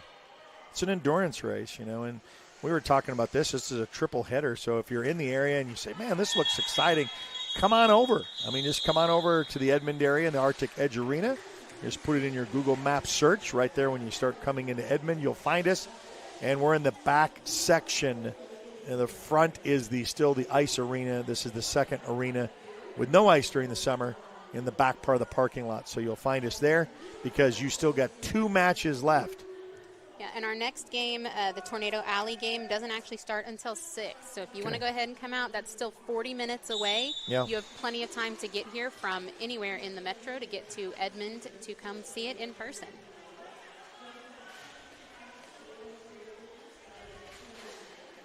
Encourage you that is something to do on a Saturday. At the end of July time frame. Hope that you had a good 4th of July. It seems like after the 4th, I say, man, summer starts to really disappear. It really seems like this summer in general has disappeared. Yeah, it went fast. Just seems like that. That means you're having fun, right? Yeah. Time flies when you're having fun, as the old expression goes. And we have had a lot of roller derby games this summer, more than we had last year. Of course, now that we're getting away from all the COVID stuff, everything is starting to come back to life when it comes to roller derby. Yeah, that really put a kibosh on everything that, especially indoor arenas and stuff like that. So it was really kind of a detriment to you guys not being able to participate and do what you wanted to do. Last season was really the first season that we were really able to be back. And then this season, of course, has ramped up a lot more. We also have both our A team and our B team are sanctioned, which means we are ranked in the WFTDA rankings, which is what allows us to go to regionals, because you can be a roller derby team without being a sanctioned team. When you are sanctioned, it opens up a little more competitors that would like to play against you, because it helps their ranking as well. And so because of that, we've been given the opportunity to go play in a couple of places that we didn't play before. This season, we've gone to Arkansas. We played in Little Rock. We played, of course, in Missouri. We played in Kansas City. So is this another review asked for with the officials? Because I can see that looks like lady from Kansas City representing in the hat and the red and black vest. So the person in the black and red vest, that's the head coach for Twister City. Okay. And what they are trying to do is they're trying to explain why they're calling the official review, and they have to explain it to the ref, and then the ref goes and talks back to the other refs to say, was this something that was seen? Okay. Because, of course, our refs are human. They make mistakes just like we do. And no, really? Sometimes they make a bad call. Yeah. And if nobody calls them on that bad call, then the bad call stands. Or maybe they didn't have anybody's eyes on it, and whether it was a bad call or not, if nobody could see it, then nobody could see it. And so it just gives that opportunity. And so anytime those official reviews happen, both the coaches from both teams and the captains from both teams come to the middle to hear what the explanation is. We're under the final minute when they get back to this. I think you also there's a time thing about the decision make because I see a clock with that. There's not a time frame on how long it takes them. It just keeps track of how much time total has been in the game. Okay, I got you.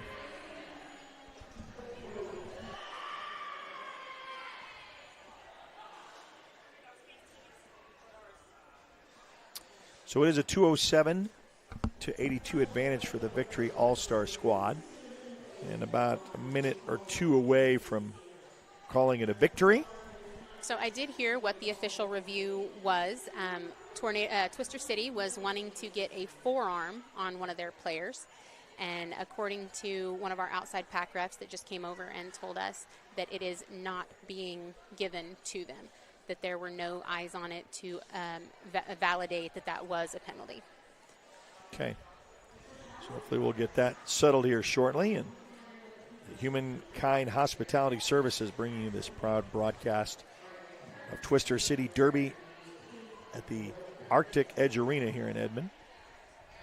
Our second match will begin at 6 o'clock, so we've got about 30 minutes or so to get down here for an Oklahoma battle as this matchup with Kansas City finishes up. The group from Tulsa will be here.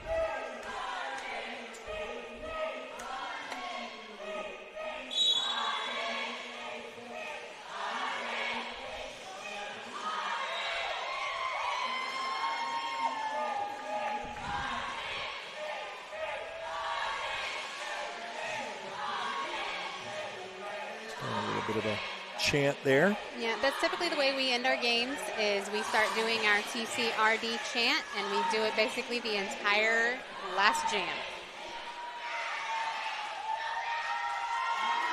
Oh, and Jambi just gotta eat the baby. So Eat the Baby is a strategy that you'll see where we're allowed to do jammer on jammer. So the two jammers can hit each other.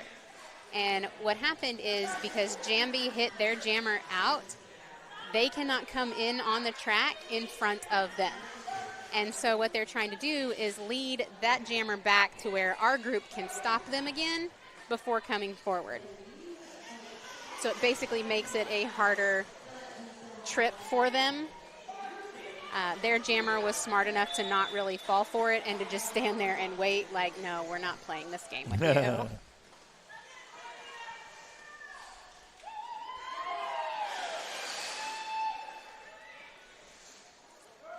And you could see that Jambi was thinking about doing it again, and Kansas City jammer was like, no, I'm not playing.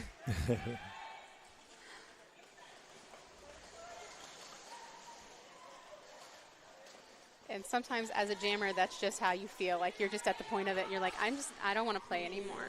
Yeah. It's getting down the final seconds now of this match. Well, and it doesn't matter how good your endurance is. Getting down, pushing into those bodies that are giving you resistance back, being knocked out of bounds, having to get back on your skates, get back on the track is exhausting. That's the end of the game. It's not the official end yet. They will verify the scores with the refs, and then it will be called the official end of the game. So right now, the unofficial score is 219 to 86 in favor of the Victory All Squad. And like we said, they kind of led from the beginning and never looked back. You can see the all line up there, all with smiling faces as they'll shake the hands of those from Kansas City. As we mentioned, got number 2 with Tulsa being on the radar for this second match.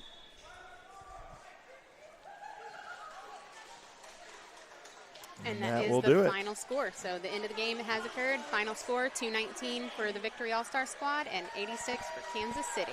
Well, Sass, I'm going to let you get warmed up, and thank you so much for the entertaining first bout, and good luck with the next two for you. I appreciate it. I'm ready to go, so I'm going to go get up with my team and get my gear on. All right, so we're going to let Sass go do that, and we certainly appreciate her doing that. Humankind Hospitality Services, fine sponsor of tonight's broadcast, as well as Orange Theory Fitness.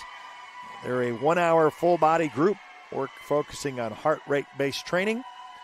Their workout is backed by using the latest technology. Each workout is inspired and led by certified coaches. Over 1,500 locations across the U.S. You're closer to achieving your fitness goals than you think. Visit orangetheory.com today for more information. We're going to take a little brief hiatus.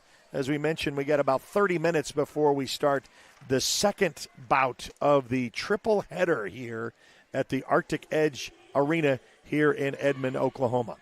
You're watching a presentation of the Oklahoma Sports Network.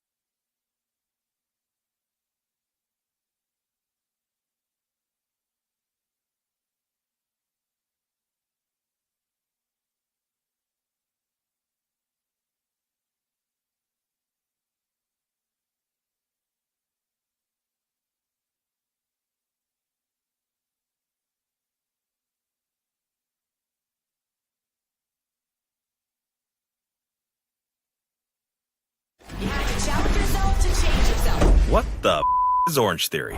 It's like having a personal trainer in a group setting, but it's better experienced than explained.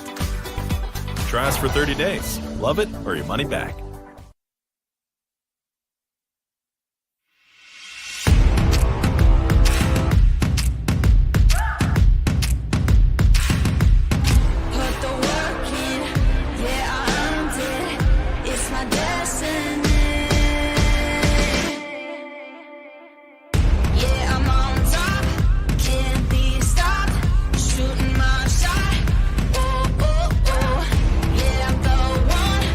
I'm a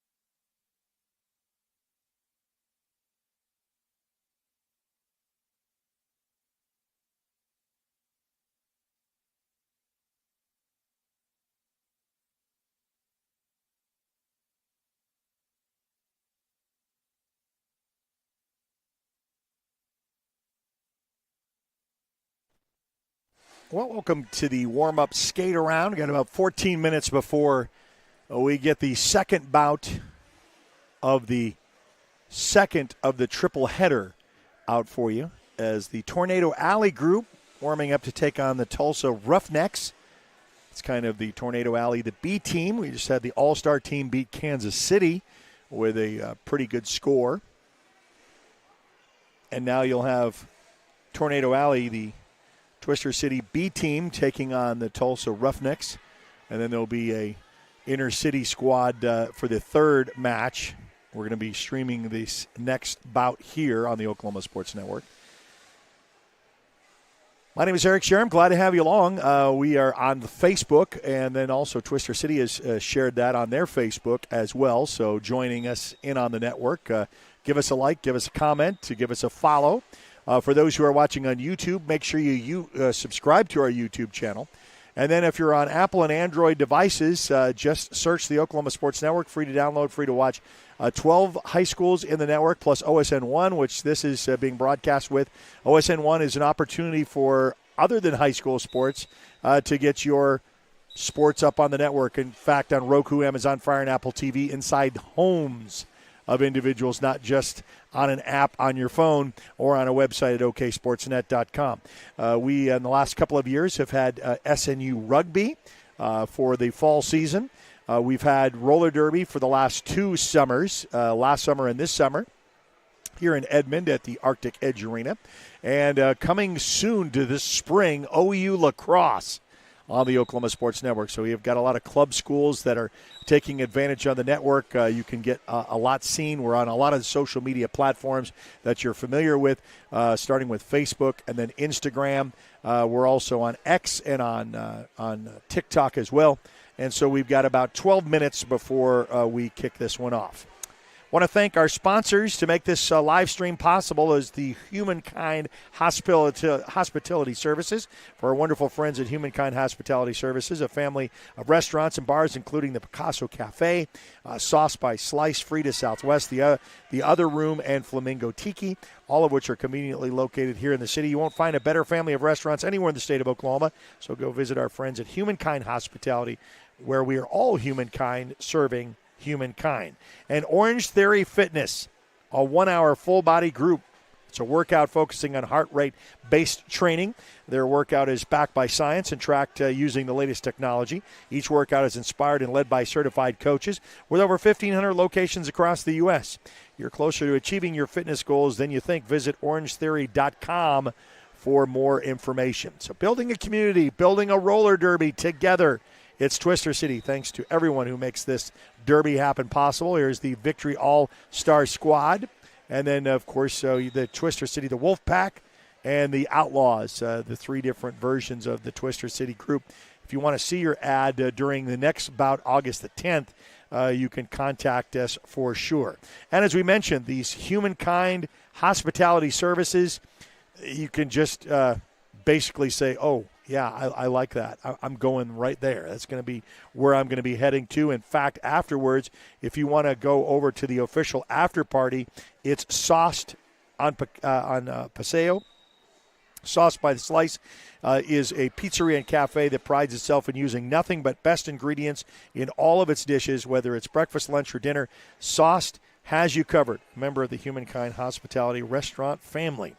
We will take a break and, of course, get ready for what we anticipate is a great matchup between Tornado Alley and the Tulsa Rough Riders as Twister Derby Roller Derby continues right here on the Oklahoma Sports Network.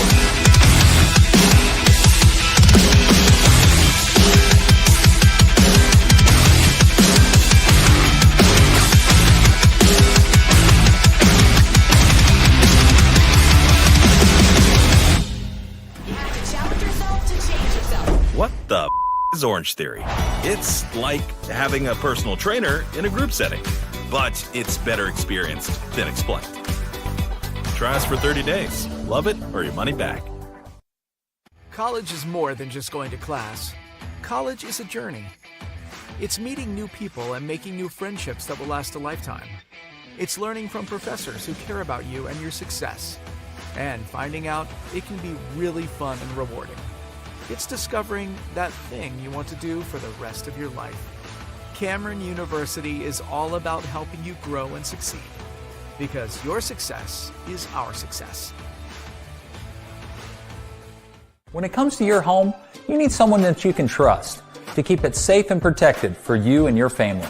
Vesta Foundation Solutions is your local, family-owned company that has helped many homeowners fix and protect their homes. Our engineered solutions can take care of all of your foundation repair, basement waterproofing, concrete leveling, and dirt crawl space repair needs. We take pride in getting the job done right, and you'll always be protected with up to a 75-year warranty. Contact us today for a free estimate.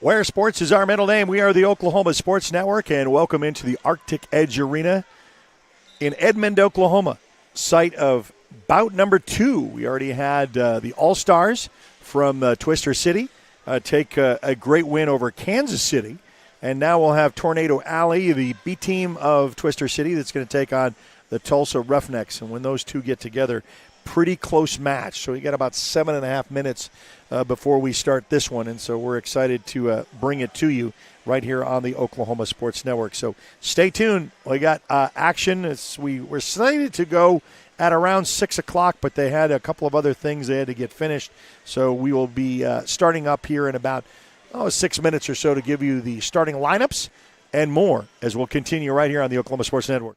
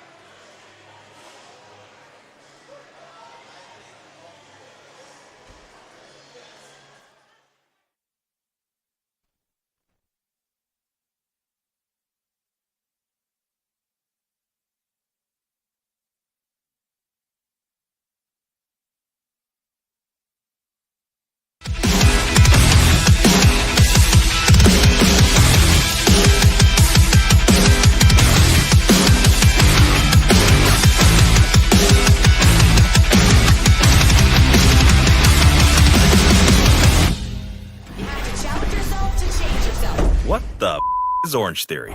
It's like having a personal trainer in a group setting, but it's better experienced than explained. Try us for 30 days. Love it or your money back.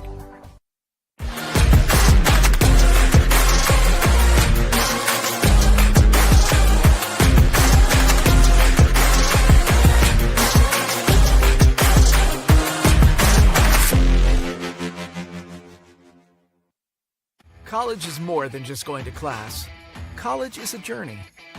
It's meeting new people and making new friendships that will last a lifetime. It's learning from professors who care about you and your success. And finding out it can be really fun and rewarding. It's discovering that thing you want to do for the rest of your life.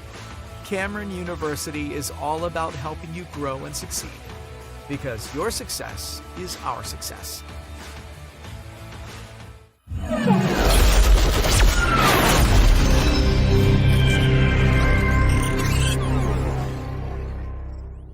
When it comes to your home, you need someone that you can trust to keep it safe and protected for you and your family. Vesta Foundation Solutions is your local, family-owned company that has helped many homeowners fix and protect their homes. Our engineered solutions can take care of all of your foundation repair, basement waterproofing, concrete leveling, and dirt crawl space repair needs. We take pride in getting the job done right, and you'll always be protected with up to a 75-year warranty. Contact us today for a free estimate.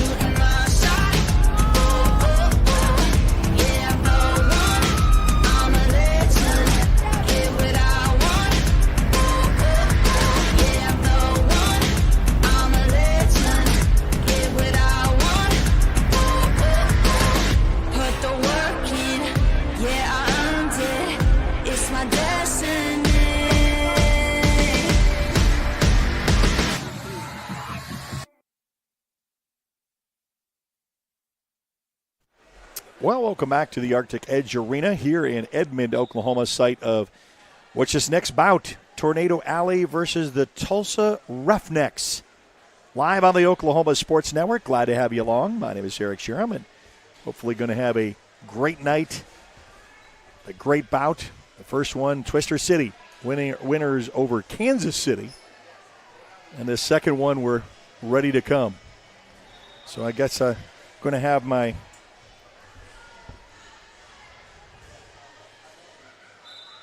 second announcer. Punchy is making her way up the stairs. We're in a little crow's nest area. So you got a 1 minute countdown.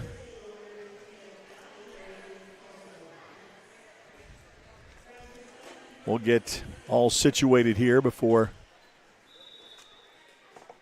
you get your stuff all ready to go, because we're ready. Another bout here with the second matchup with the Tulsa Roughnecks. And I guess we're joined now with Punchy. Yes, that's correct. correct. All right. Were you in the first match? You were? Mm-hmm. All right. How exciting was that? Yeah, it was good. It was a good game. Good win, too. Yes. Good win over Kansas City. And now we're looking to add to it with the B team here with Tornado Alley. Going to take on Tulsa Roughnecks, and you're going to take us through most of the way. We want to say tonight's live stream is brought to you by wonderful friends at Humankind Hospitality Services, family of restaurants and bars, including the Picasso, the Sauce by Slice, Frida Southwest, the other room, and Flamingo Tiki, all which are conveniently located here in the city. You won't find a better family of restaurants anywhere in the state of Oklahoma. So visit our friends at Humankind Hospitality, where we are all humankind serving humankind. And Orange Theory Fitness. A 1-hour full-body group workout focusing on heart rate-based training. Workout is based on science and tracked by using the latest technology. Each workout is inspired and led by certified coaches. With over 1,500 locations across the U.S., you're closer to achieving your fitness goals than you think. Visit orangetheory.com for more information. They have a little booth set up here as well over here. And quite the, got a little bit of the participation of in and out of the first match. Got the second one coming up. And we've got a third because this is a triple header night tonight. Yes, busy night for all these skaters. So take us through a little bit about you guys in this first match. You got the lead and you never really looked back. I mean, you just kind of skated your way to adding up the points, racking the points, and to say that it really wasn't close. I mean, from that point. Yeah. Even if you have a pretty comfortable lead, you don't want to give up because a game like this can change so quickly. So you still want to execute your strategies and your plays and keep pushing pretty hard to maintain that lead. Well, Sassy talked about that in shows it's easy to get points in a hurry. So you don't think that you can rest on anything as the teams are being introduced right now between the three. And I think our Tornado Alley is going to be in the blue with the little orange emblem. And Tulsa is going to be in all white. So unlike you guys were all white in the last match, get used to that. So as you take us along through this, we're going to talk a little bit about the rules. You're going to talk about the points they're given, and the scoreboard is up there for their convenience and the time frame. And then you and I will just have a conversation about your experience. I was told that you've got quite the experience. You've been doing this for quite a while. Yeah, this is definitely not my first rodeo. Okay, and so I won't go down the list of, I was talking to our P address announcer, and she's got an injury she's got to tend to. And then we had someone that I was talking to that is going to be in the third match, kind of a lightly coming back from a broken ankle. And so do I dare ask, how many things have you broke, sprained, or had to come back from? I've been pretty fortunate. Okay. Knock on wood. Yes, knock on wood. Yeah. I've fortunately never broken anything. Okay, that's good. And what all the positions have you played? I'm sure throughout your experience, you've done them all, but what are you currently doing? Currently, I am a blocker. Okay. I did start as a jammer, and then just through practice and gameplay, is there one you like over the other?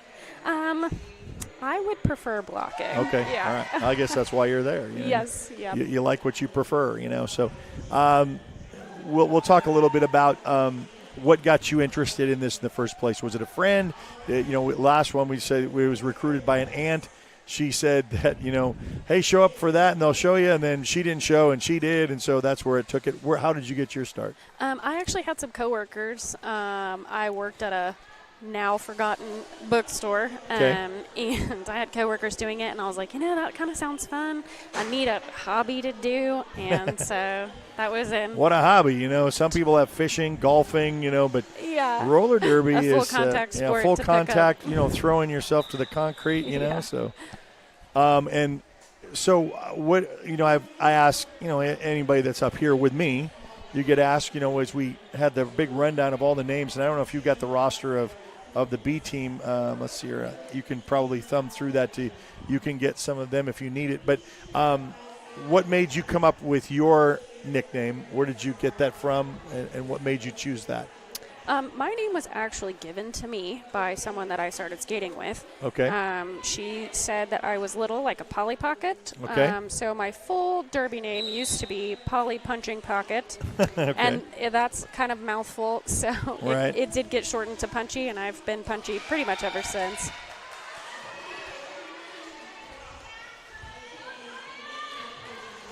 Looks like Tornado Alley's going to pick up lead jammer on this very first jam. It's pretty good to start out the way with points when you need them. Yeah, you definitely want to take advantage of that lead jammer position when you've got it.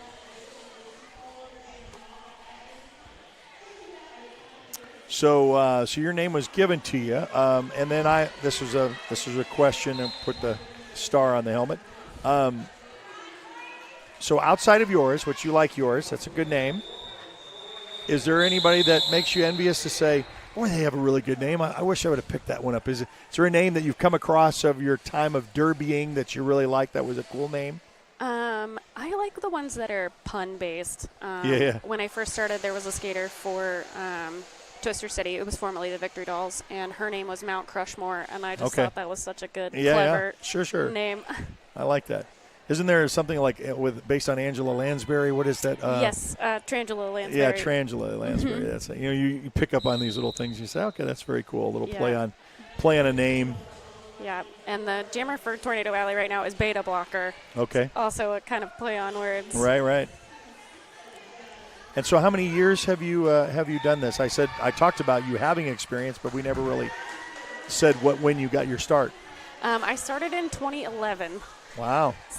So you're the veteran of the group. You're the Hall of Famer, right? Yeah. You're going to they're going to retire your jersey and put your name up in the rafters.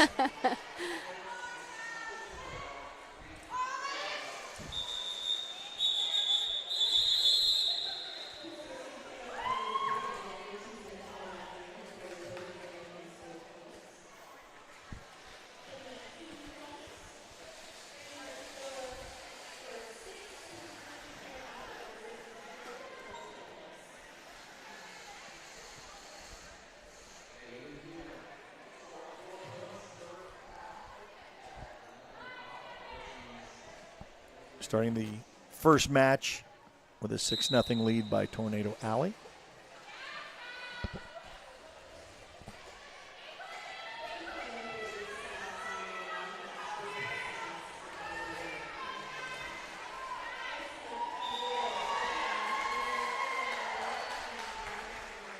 Looks like Whip Sass is going to be lead jammer for this jam. Trying to come around and score some points for Tornado Alley.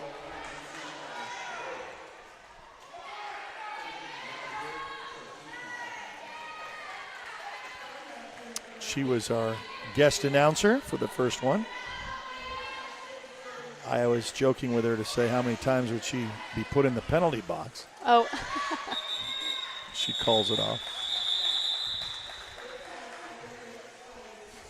I think she probably hopes 0. She did. Because as soon as I say that, she goes, I'll have a whole night of it.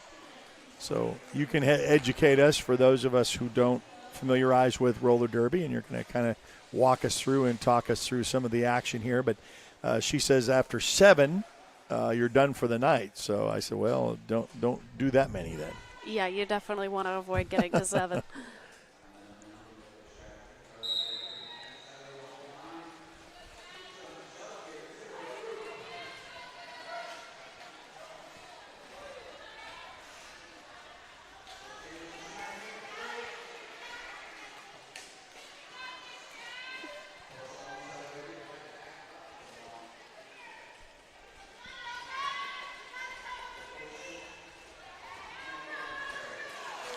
Ooh. That was a big hit on the Twister City, not Twister City. I'm used to saying Twister City. Right, Tornado Alley jammer. Yes.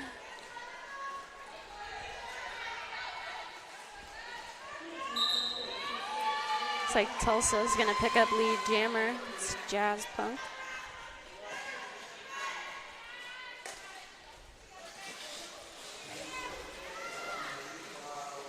I could see that you guys, and we talked about the physicality of this, about how fatigued everyone was looking at the last of that bout that you were in. You really get gassed, because it's not just a little skate around the park. You're very physical and right. It's skating around the park, and then someone is trying to knock you down, throw you and to the block ground. you. Yeah, sure, pretty much. Yeah. You got to have some pretty good cardio. So do you have gym workouts in addition to the, Yes, outside yeah. of just this? Yes. Mm-hmm. Yeah, we do a lot of cross training. It's kind of on an individual basis, but just because this is a full contact sport, you do want to kind of cross train, do some weight training, build up your strength so you're less prone to injury. Talked about this being not only family, this is kind of a family of roller derby. You create that atmosphere in it, but you guys also have day jobs. You're professionals, and I was mentioning in the first broadcast we talked about the image of who are these girls, and with all these names, and dressed up as they are, Well, you do have day jobs too, and a lot of professionals as you go into this as well. So you got some of you are moms and parents and kids and responsibility. So, but this is what you do on your fun time. Yeah, it's like a second full-time job. Well, yeah, when you talk about the seasons, which almost are never ending because you've got the summer and then you got the fall and then you have just a short little break and then you're back at it again. Yep, that's right.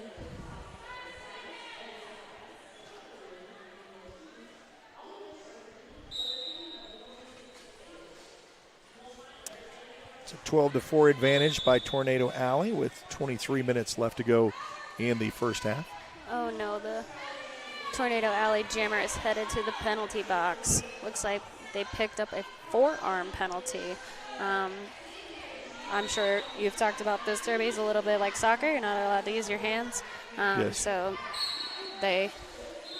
Well, we're constantly educating because I know that people are in and out during this broadcast, and, the more that we can educate people and talk about how, you can be a part of this group with no experience, not knowing even how to skate, and, you get walked through the whole process. Yeah, we have some great trainers for our new recruit class that teach you everything. There's definitely people that have come in who, are hugging the wall in their skates because they can't stand up Sure. and, go to playing in a pretty short amount of time. And then they ease you up into the different groups. Like we say, this is the B team after we saw the All-Star, and you can try to get to that rank, but you don't start out there. You start out small. And then, the other advantage that we were talking about is some people come out and they say, well, I don't really want to skate, but there's so much other things you can do to be a part of it because there's a lot of volunteers that are needed to make this happen. Absolutely. You can see the people in the middle wearing all black. Those are non-skating officials. We have our referees. There's a lot of ways to get involved if taking contact seems scary. Right.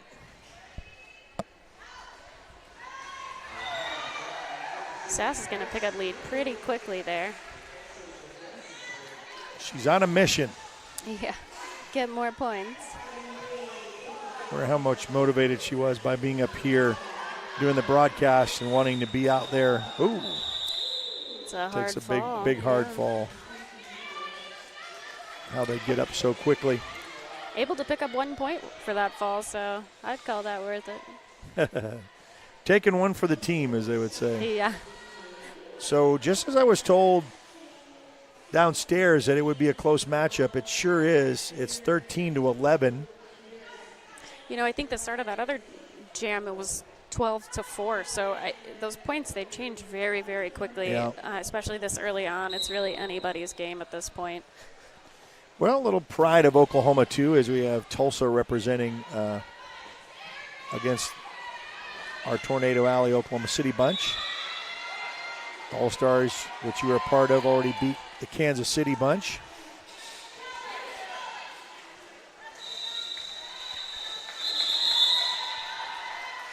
And have you played them before, like Kansas City? I know Tornado Alley knows Tulsa because this is something that's very close proximity, but how often have you played someone like Kansas City? We've played them a couple of times. And has any of them resulted into rivalries, of, okay, these are pitted ones that you really, and if so, who would that be? We definitely have teams that we've kind of had rivalries with. In my tenure, it's changed back and forth. Yeah. So depending on who's close in rankings and who's closest to you. Now, is there anything that's changed outside the name, during your hear about the sport or the engagement of it, more people wanting to be a part of it? What have you seen of the evolution of it since 2011? The rules have changed and adapted. They've gotten a lot more focused on safety. Yes. Which I think is necessary. So, rule changes. I also think that there has been higher skater retention. When I first started, it was kind of like come and go, and you skate for a little while, you leave, you come back, you leave. Okay. And now I really think that there's a lot of people who are that bought sticking into it out. Yeah, Definitely. Yes. Who Yeah. are very dedicated.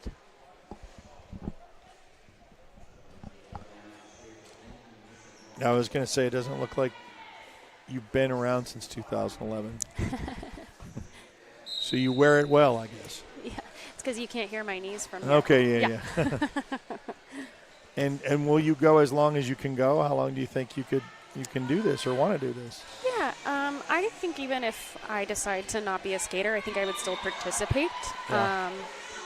Just maybe transition from taking contact to maybe trying to learn to ref or being one of the non-skating officials. There's other options for me. Yeah. It's gone through its cycles. We talk about this being something the 70s and 80s concept of when you knew that it had some popularity, and then it just kind of went away or went slower than what it was. And then you had COVID come, and that really put a damper on things because you couldn't do any indoor festivities in 2020 and taking 2021 off practically. And then, how has that made a comeback after that? I mean, because you guys have been taking it on the chin with these little things like that. Yeah, it definitely doesn't help having to take that long off of your skates. And it was at the end of 2019, a lot of people retired and decided to stop playing. I myself had retired. And so then COVID hit. You got talked back into it? Yeah. I did. I got talked back into it. I went to a game and was like, you know what, I really miss this. Yeah. So brought me back in. But I think a lot of, not just us, but I think a lot of teams had a hard time rebuilding and building back new skaters because of COVID, because everything was so uncertain. Nobody really knew what was going to happen and when it was going to ease up.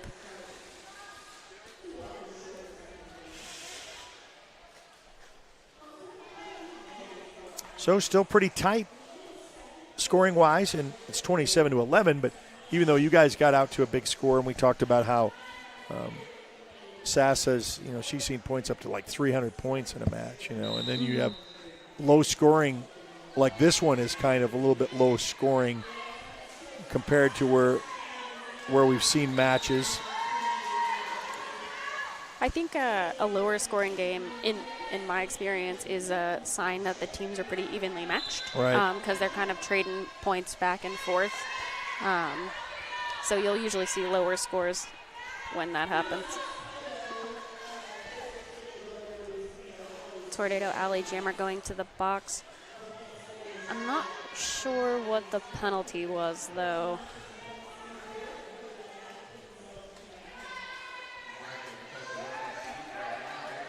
Now, outside of stamina, and of course that's really just the biggest part of it, what else do you work out when you go to a gym? What are you wanting to do to try to strengthen? Is it muscle tone? Is it cardio? I guess you're shaking your head. Yes, I guess it's all of the above, right? It is a little bit of above. Yeah.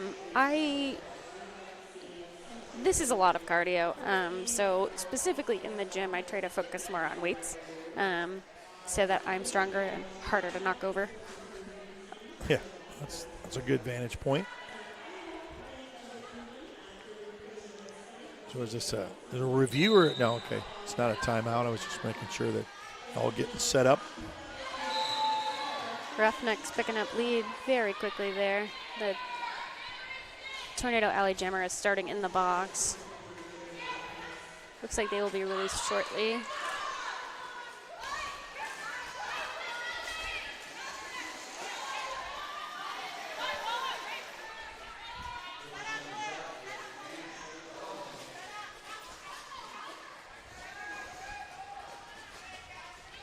And you may notice sometimes the jammer will pull their helmet cover off. They can pass it to the person with the stripe helmet cover. And it's just a way to get your jammer cover out. You can transfer that position over so you can start to score points if your jammer is getting stuck. Well, Flex, who's on the PA, I said, well, how is this bout going to look? She says, I think this is going to be a close one, and it shows 27-23 with about 14 minutes left to go before we reach intermission at the half. So a long way to go in this one.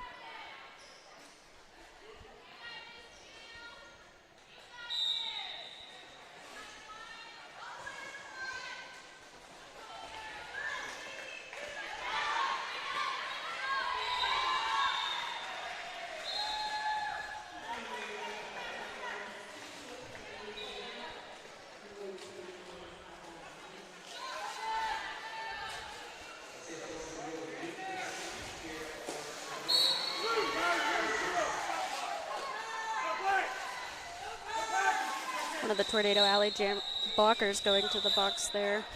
And why is it that she got called for that? What did she do that put her in the box? That call was a clockwise block, so you have to maintain counterclockwise momentum. And so if you come clockwise and you make contact with somebody and they get knocked down or out of bounds, that is then a penalty. Okay.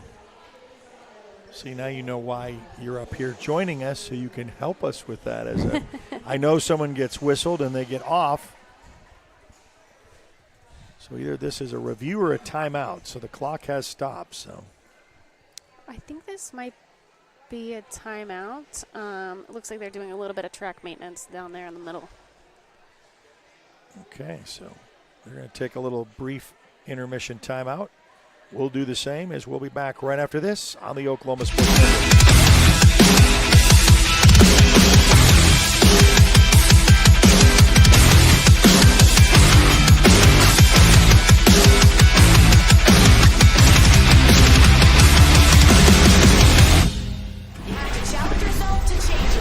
What the is Orange Theory? It's like having a personal trainer in a group setting, but it's better experienced than explained. Try us for 30 days. Love it or your money back.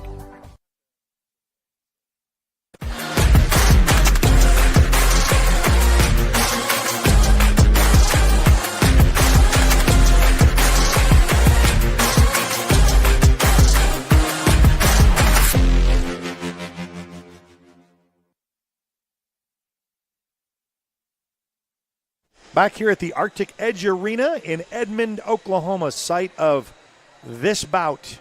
And it's the second one of 3. And we've got a tight one. 2 points separate Tornado Alley and the Tulsa Roughnecks, 29-27, with 13 and a half minutes left to go before intermission. Humankind Hospitality. Tonight's live stream is brought to you by the wonderful friends at Humankind Hospitality Services, a family of restaurants and bars, including the Picasso Cafe. Also sauced by The Slice. You're going to go there? That's the after party. Is that where you're heading? Definitely. I think that's what this timeout was for. The Yes. officials were discussing which pizza they were going to get. All right. So there you go. And we're whistled to kind of get started back up. We got a little bit of track management taken care of. And back to action here.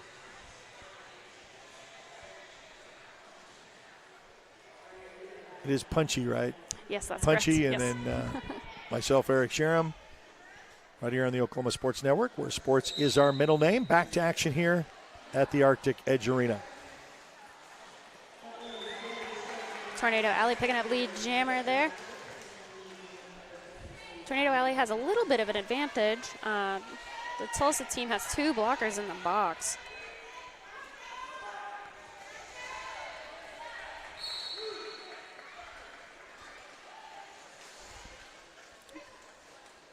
One of the blue blockers going to the box. That was a destruction penalty. So the blockers have to stay within 10 feet of each other. And if you are the one who makes the gap between the blockers be more than 10 feet, you can get a penalty for that.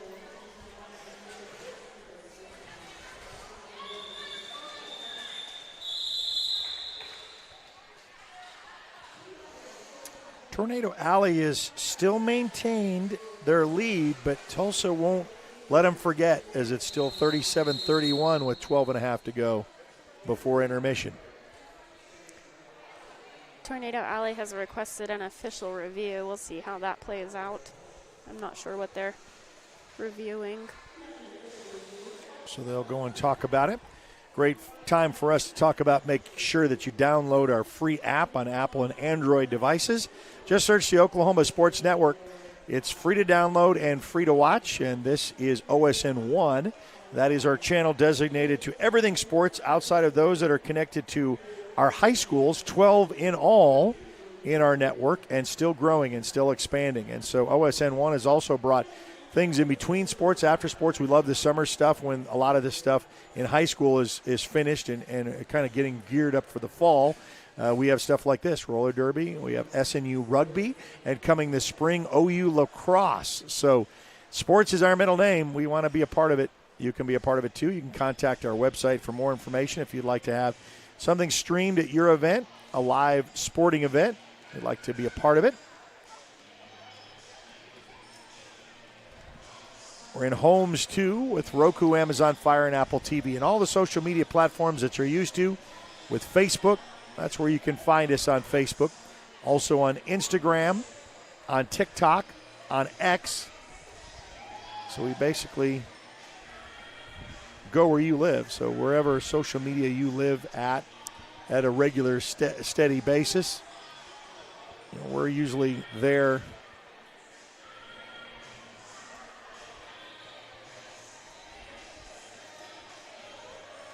I want to thank the Twister City family for the hospitality of letting us in and being a part of this. And got one more to go in August. August the 10th, we'll be back here again here in the arena. Get your heavy dose of it. Now, by the way, all the broadcasts are saved in archive for about a year. But if they're on YouTube, which they are, they'll be up there forever. So you want to go back and watch this again, you can. For those who are watching on YouTube, those who are watching on Facebook, give us a like, give us a comment, give us a share. And I think we've sorted that out. I don't know who won the appeal or the decision, but we're going to start the clock back up to action because there was about a 2.5-minute discussion with the officials. It looks, I'm not sure what they were requesting the call to be, but no additional skaters are in the box, so I'm not sure if they got the outcome they were hoping for.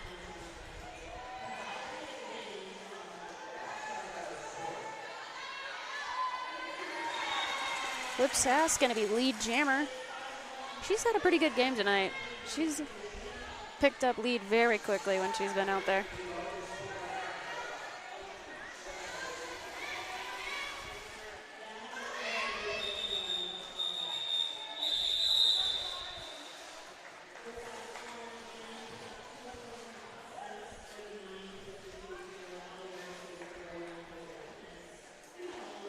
It's kind of, I just saw this on the truck. It's kind of funny because you'll be skating and when the jam is going on, you'll be just pummeling each other. And then the second it's over, it's like, oh, I'm sorry, I hit you so hard. Yeah, I didn't mean to do that. And it's very funny. Yeah. That switch flip. So, no, you did mean that. So don't to that degree. You just didn't mean it to be the way it was expressed. Yeah. So violently.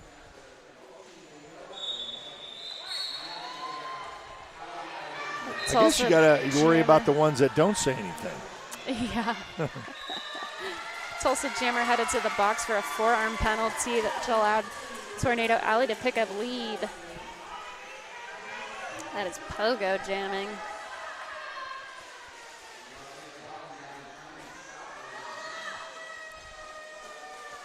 Someone's got a little siren going on. Yeah. A little tornado siren. It's like a hand crank siren. siren. Yeah.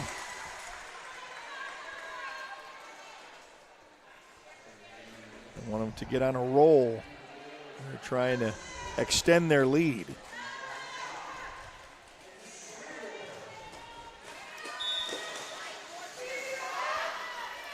Tulsa blocker headed to the box for a forearm.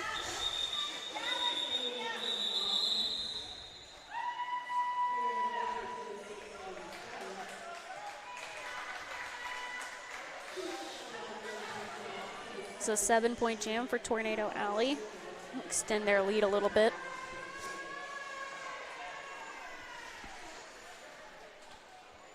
I like that. Where do you get one of those? The tornado thing? Yeah. I'm not sure. It's so impressive. I like that. I know it's not super loud like a air horn, you know, but it's just. And it builds. It gets louder with how hard you crank it. Right. I'll have to Amazon that. I'm sure you'll find it. Oh, track cut for Tornado Alley. What that means is somebody hit her out and she re-entered in front of them illegally to gain advantage. Well, you got to have all these rules in your head too, you know, as you're participating in this. It's a lot of rules to keep up with. I know. And there's even times where I'm like, I'm not sure I understood what just happened there. Okay. And that's strange for you to say since you've been around it a long time. Yeah. There's always a weird situation.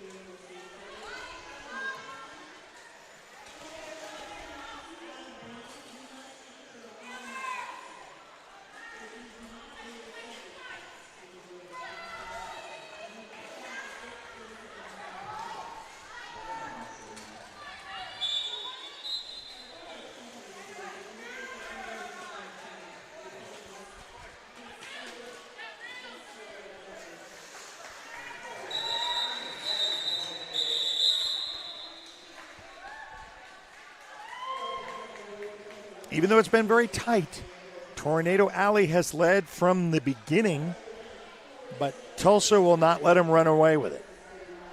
So it's nip and tuck with points.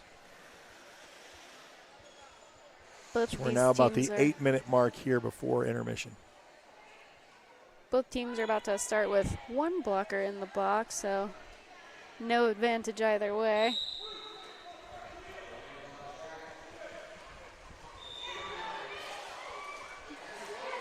The Jammers are neck and neck. Tornado Alley is lead, though. And they said nope.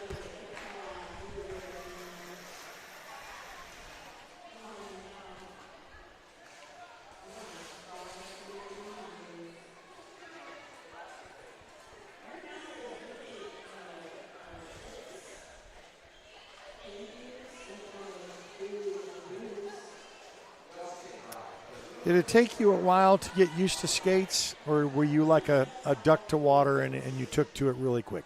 I hadn't skated since I was probably 12 or 13, so it did take a little bit of time, but it starts to come back to you. It's like riding a bike, right? Yeah, a rusty bicycle. Yeah. I haven't skated probably since that time frame. And I would not get on them now, but I mean, I did have fun. I mean, that was when skating wasn't really for roller derby. It was for fun, and you went to a local skate arena or a skate rink. And I was originally from Upper Michigan, and so I was used to ice skating. Oh. And so I grew up on ice skates more than roller skating. That came a little bit later. I have tried to ice skate since starting playing roller derby, and I am not good at it. It is much different. Well, I think it's kind of where you grew up. And you grow up on skates, you kind of know it, you kind of go with it. But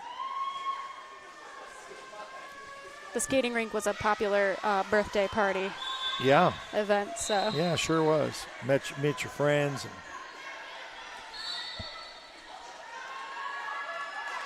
Tulsa Jammer headed to the box for, it looks like, a back block call. You're allowed to hit in the shoulders, but you are not allowed to hit in the middle of the back. And so they either made contact that pushed someone to the ground, or they maintained contact and got an advantage from it.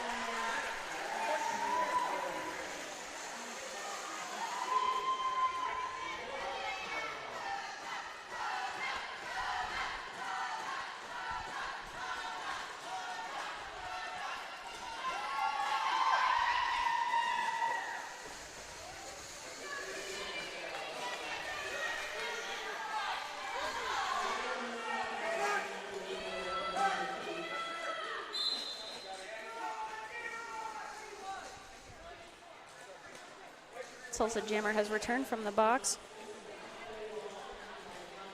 And it's a 12-point lead for the Tornado Alley group on the rink right now. Less than 5 minutes to go before intermission. We'll have second half action, and then there'll be a third bout. We're only broadcasting the first two live streams. So if you want to come and see the last one, you can come here in person to the Arctic Edge Arena, Edmond, Oklahoma.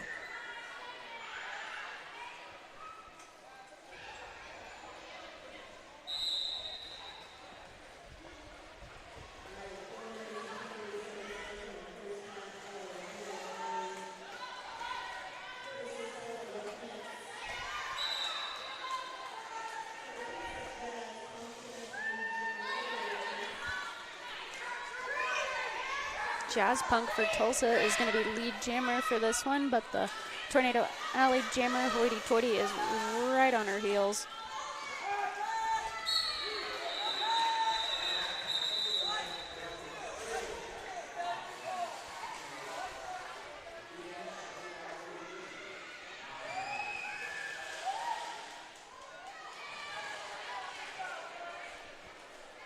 Still a tight match between these two. Kind of the battle of Oklahoma. The Twister Cities Tornado Alley group against the Tulsa Roughnecks.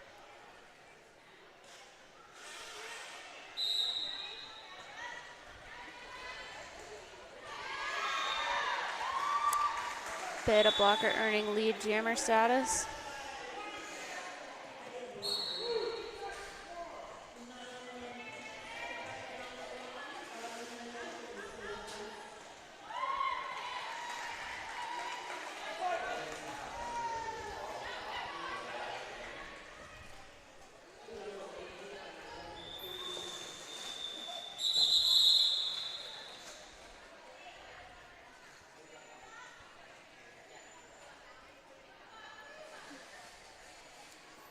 Tornado Alley looks like they're starting to pull ahead just a little bit. A little bit more. It was a 5-point advantage, and now it's 20.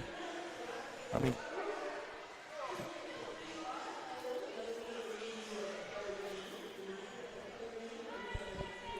Penalty box is looking full over there with skaters from both teams. well, they're going to get ready for an intermission here in a couple minutes. Kind of regroup and get the strategy. And I think when we come back from intermission, I'll kind of put you with a coaching hat on and ask you what the strategy will be for both these teams coming out of the half. 2 minutes on the clock. Tulsa is lead jammer.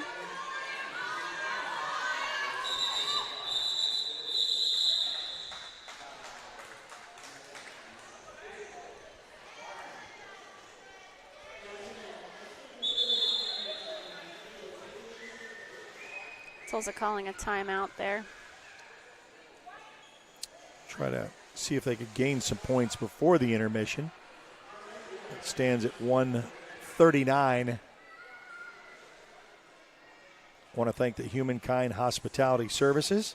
You won't find a better family of restaurants anywhere in the state of Oklahoma, so go visit our friends at Humankind Hospitality. We are all humankind serving humankind. Picasso Cafe, eating a community experience. It's exactly what you'll find there. Delicious, eclectic menu, and a wonderful staff make you feel just right when you're visiting. So go see your friends at Picasso Cafe. Remember the Humankind Hospitality Service restaurants, as well as the after official party headquarters for Twister City Skaters, Sauce by the Slice. Best ingredients in all their dishes, whether it's breakfast, lunch, or dinner, Sauce has you covered. A member of the Humankind Hospitality Restaurant family. And Orange Theory Fitness.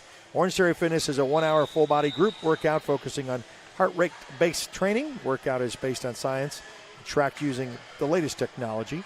Each workout is inspired and led by certified coaches with over 1,500 locations across the U.S. You're closer to achieving your fitness goals than you think. Visit orangetheory.com today for more information. So after the timeout called by the Tulsa Renegades, we'll find out what the last minute and a half will bring.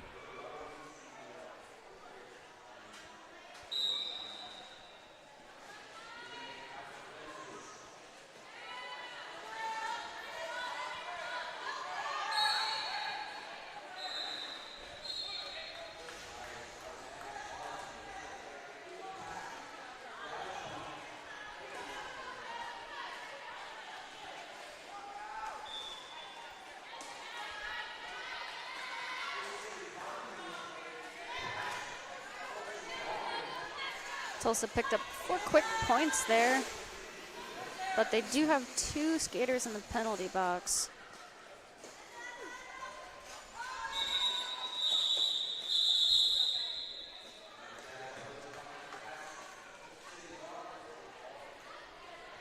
A couple of points there.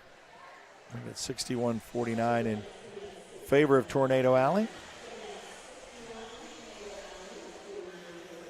So you score points by passing the hips of a skater, but if they have a person in the penalty box, you get that point as well. So you just pass one, there's one person in the penalty box, you get 2. So it is kind of nice that you still earn points for the people who aren't actually on the track.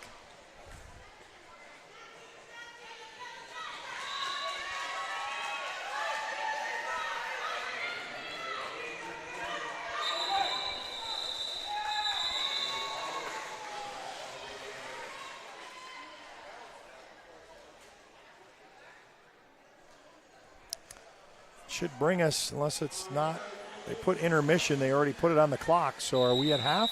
Yes. That should be halftime. Once the clock hits intermission, it's done. Okay. All right. So that's where they'll go back and kind of discuss some of that stuff. We'll take a little breather, and we're about 15 minutes away from action ourselves. Second half action should be a good one. It's 61-49 in favor of Tornado Alley here at the Arctic Edge Arena here in Edmond, Oklahoma.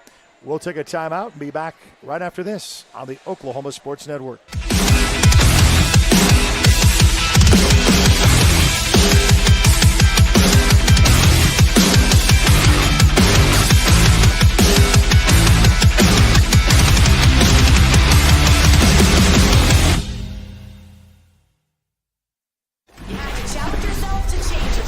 What the is Orange Theory? It's like having a personal trainer in a group setting, but it's better experienced than explained. Try us for 30 days. Love it or your money back.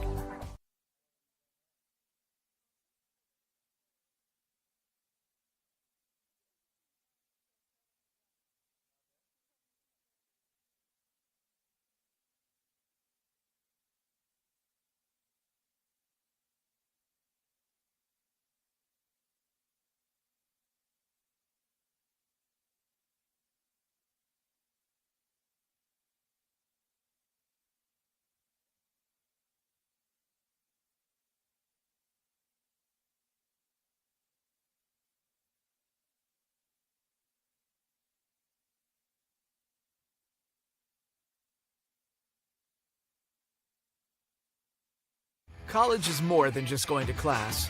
College is a journey. It's meeting new people and making new friendships that will last a lifetime. It's learning from professors who care about you and your success. And finding out it can be really fun and rewarding. It's discovering that thing you want to do for the rest of your life. Cameron University is all about helping you grow and succeed. Because your success is our success. When it comes to your home, you need someone that you can trust to keep it safe and protected for you and your family. Vesta Foundation Solutions is your local, family-owned company that has helped many homeowners fix and protect their homes. Our engineered solutions can take care of all of your foundation repair, basement waterproofing, concrete leveling, and dirt crawl space repair needs. We take pride in getting the job done right, and you'll always be protected with up to a 75-year warranty. Contact us today for a free estimate.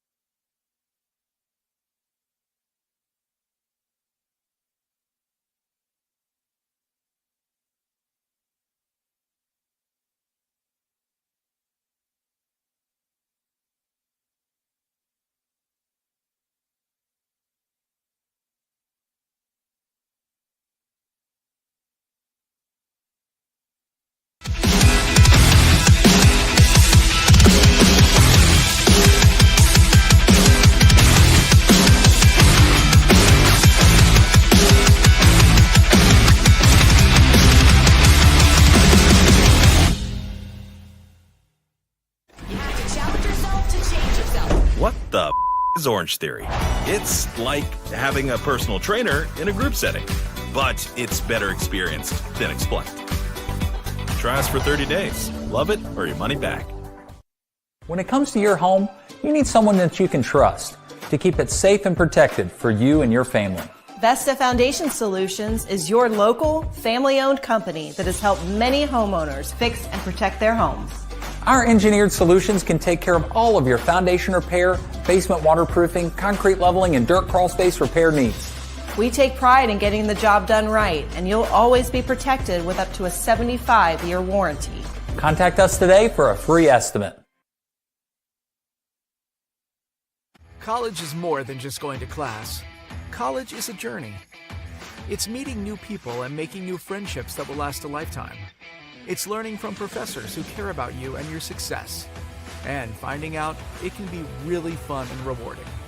It's discovering that thing you want to do for the rest of your life. Cameron University is all about helping you grow and succeed. Because your success is our success.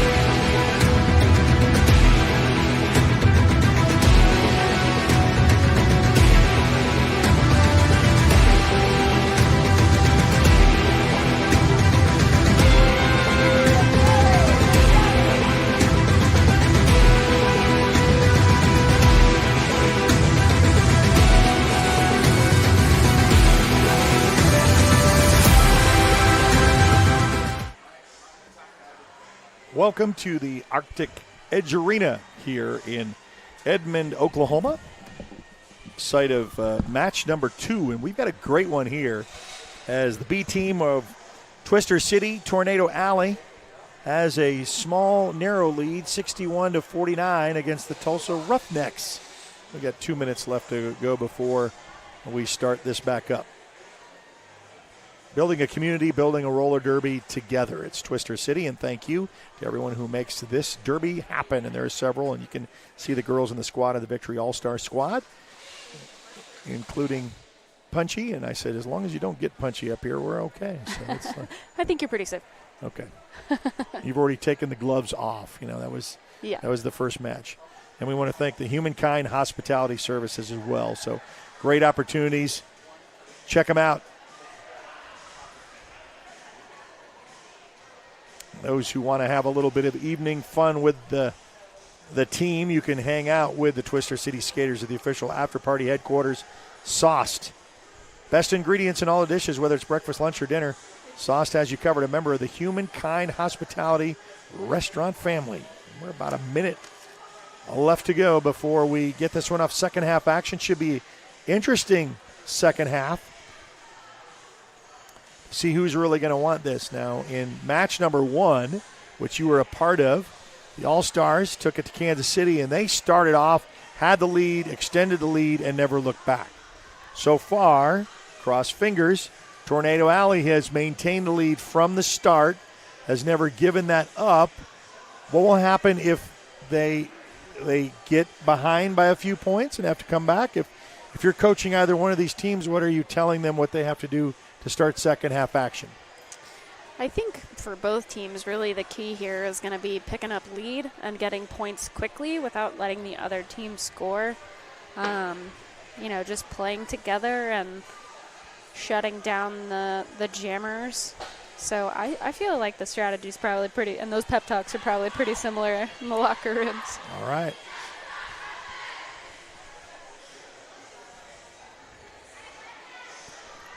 So they break the huddles and come out.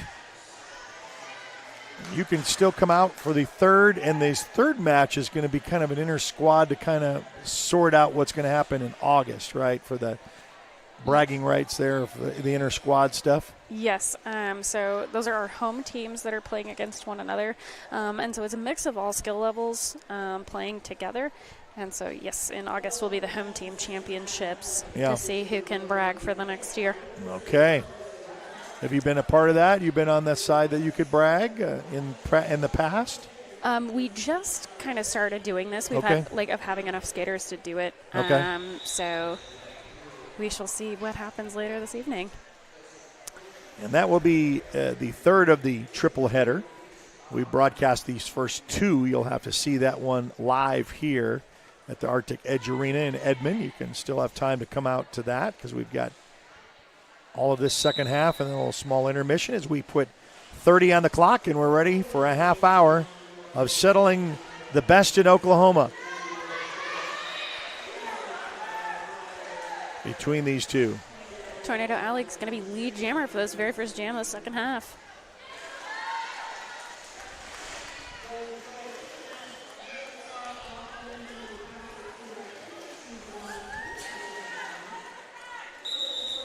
They're going to go ahead and call that off after picking up a few points. That's what you have to do, is come out of the halftime, get a few.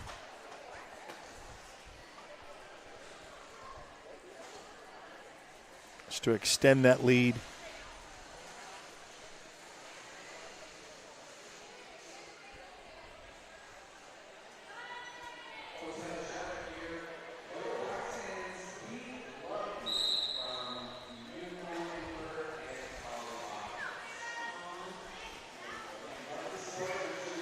Watching on Facebook, you can like us there, follow us on Facebook. Best way you can find out what we've got coming up when you're a part of our social media family. When you connect to us, you'll know what's coming up. We had Shockers baseball in the summer. So we said on OSN1, we had Shockers baseball, we have SNU rugby coming up this spring, OU lacrosse. We've had the roller derby from Twister City this summer months.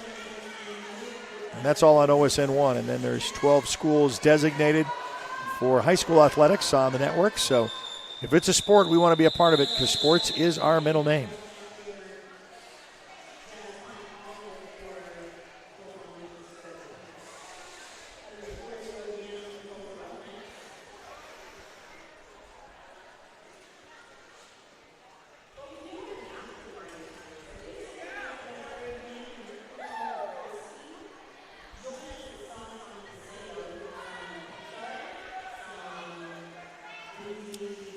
All get set up in the position.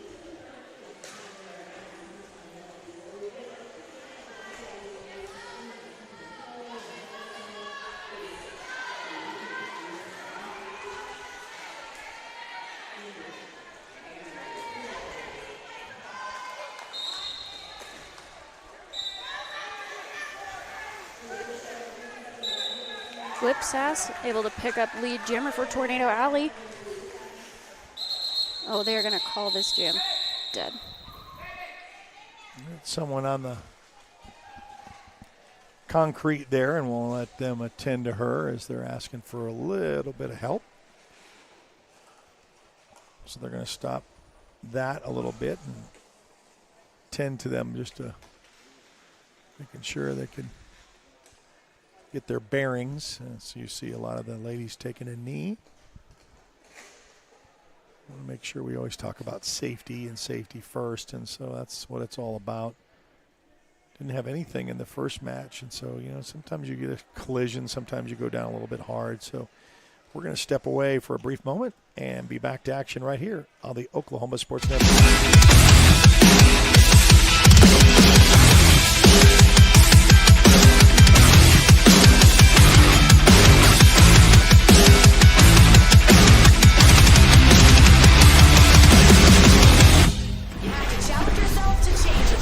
What the is Orange Theory? It's like having a personal trainer in a group setting, but it's better experienced than explained. Try us for 30 days. Love it or your money back.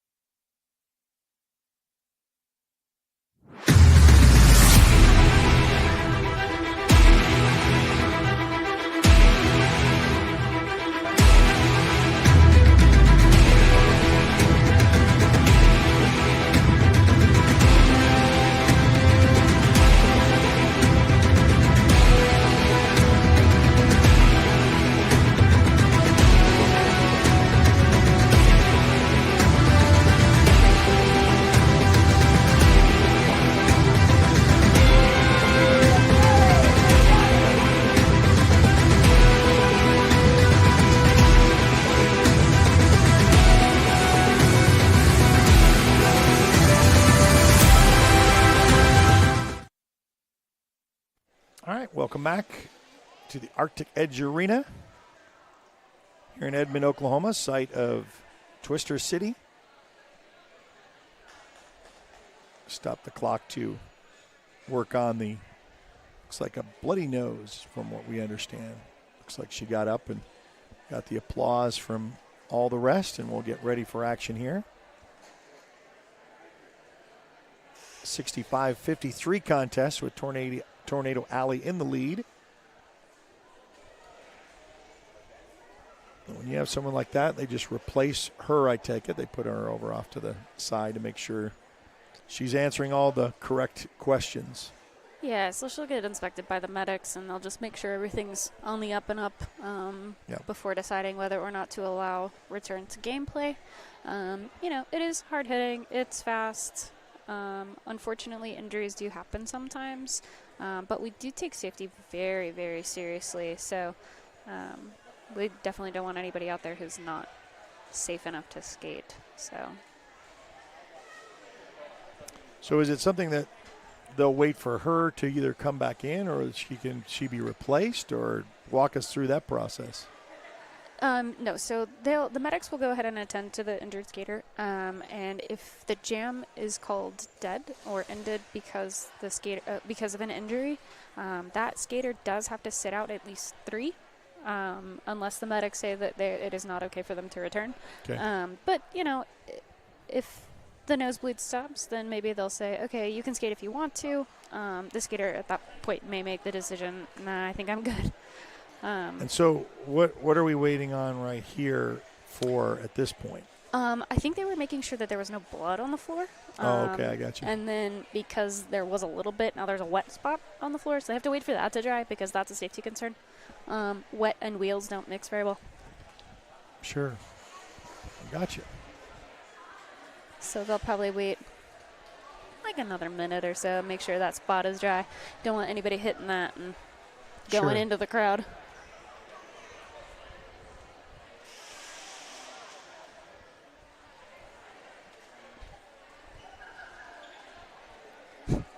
I think they're bringing a towel out now. Oh man, someone else just laid down on there. Just use your body to dry it, I guess. Yeah. You're right. You caught on exactly what the delay was. The delay is, and that's what someone else is going to get towels and say, okay, we're going to.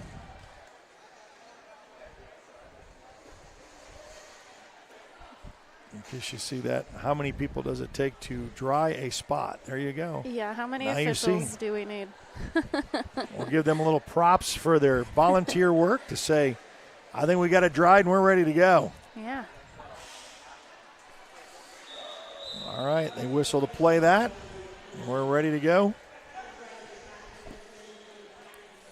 27 minutes with a very tight contest between these two. Tornado Alley has led from the beginning, and they try to maintain that lead. Both teams starting with 1 in the penalty box. So 3-3 as far as blockers go.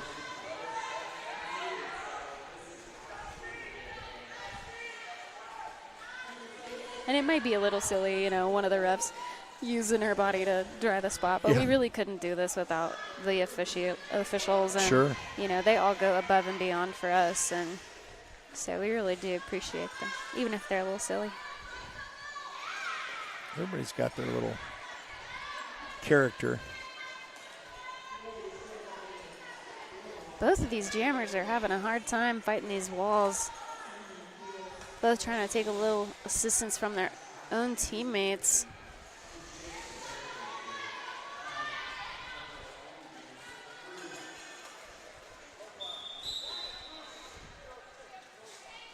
Oh, and both jammers are going to the box. So since they're going at the same time, they will only serve the same. There's a lot of yelling going on. Yeah, they're very excited. Okay. So they will each sit in the box. They will serve the same amount of time instead of a 30-second penalty like usual. So they're both back on the track now.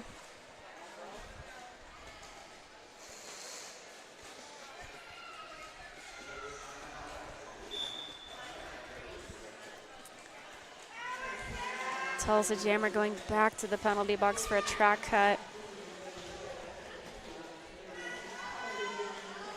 They re-entered the track with their hips in front of the other skater's hips. So they'll get to sit 30 seconds.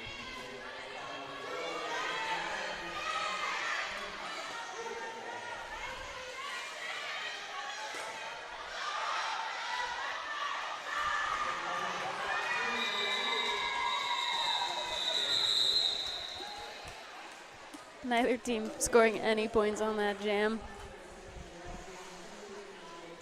So that's the other thing is too. We don't really see that often, but in the jam, no points scored.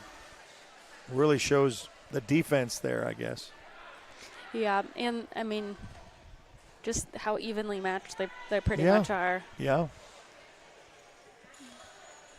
Teeters back and forth.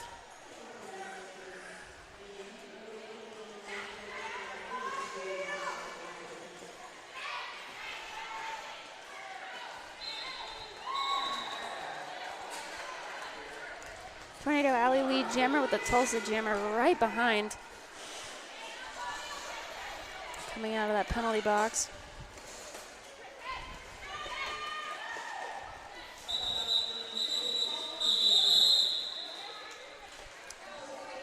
Two points for both of those jammers.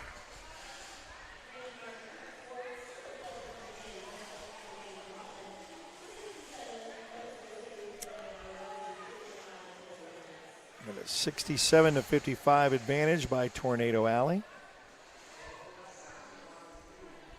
Just under the 24-minute mark from the 30-minute half. First match was won by the All-Stars of Twister City over Kansas City with a good win. This one tightly contested. Tornado Alley Jammer going to the penalty box, and so is the Tulsa Jammer.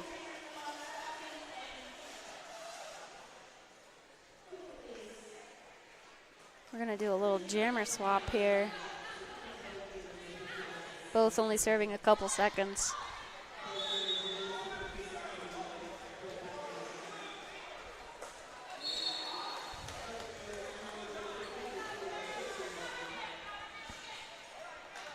Tornado Alley Jammer headed back to the box for a forearm penalty,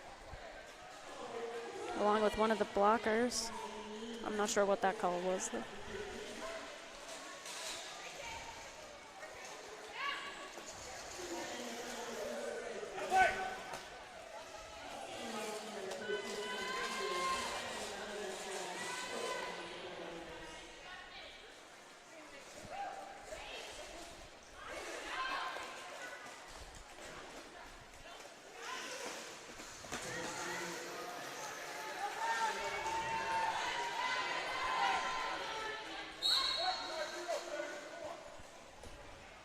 Tornado Alley Jammer back from the box. Hopefully they can pick up some points here before the end of this jam.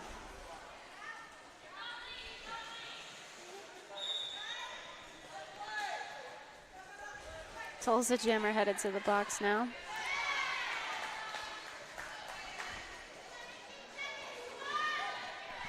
It is the tightest it's been. 4 points separate the lead. We said, what happens if Tulsa comes over Tornado Alley for the first time? What will they do their demeanor-wise? Will they get back and fight? Or, as we've said, this back and forth between these two. 21 minutes to decide it, and we got a long way to go. It really is anybody's game, and you just got to keep your head in it. It's not over till it's over. It's true. Keep fighting. Tornado Alley picked up a few more to kind of just as soon as Tulsa gets a little close, then Tornado Alley responds with more.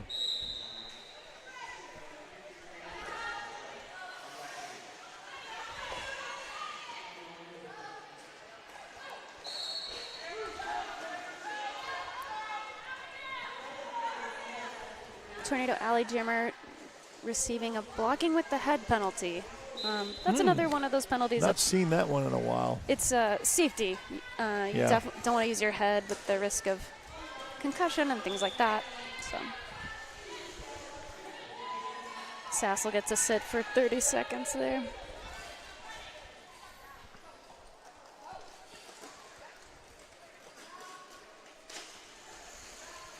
Tulsa's probably going to try to use this to their advantage.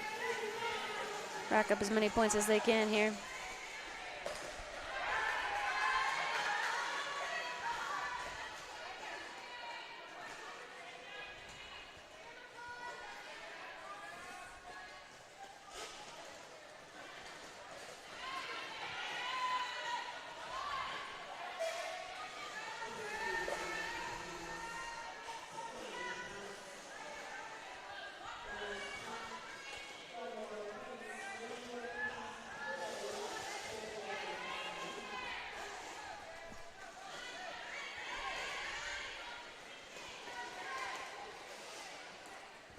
A lot of collision there. Yeah. A lot of bodies going down. Looked like they shoved the Tulsa jammer into a Tulsa blocker. Just like that, Tulsa takes a 1-point lead for the first time in the match. Looks like their bench That's why is very excited about that. Bench excited about that. 72-71. For the first time, Tulsa takes the lead as Tornado Alley led from the beginning, led at intermission. And now just under the 19 mark, find themselves down by a couple more. So now Tulsa extends their lead. So we had our first lead change of the night.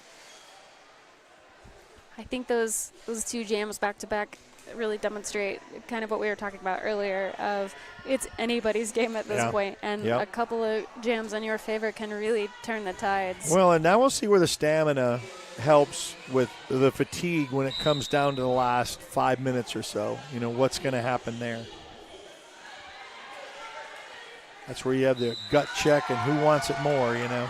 Definitely. Tornado Alley was able to pick up lead on this, so trying to get a few points and take that lead back.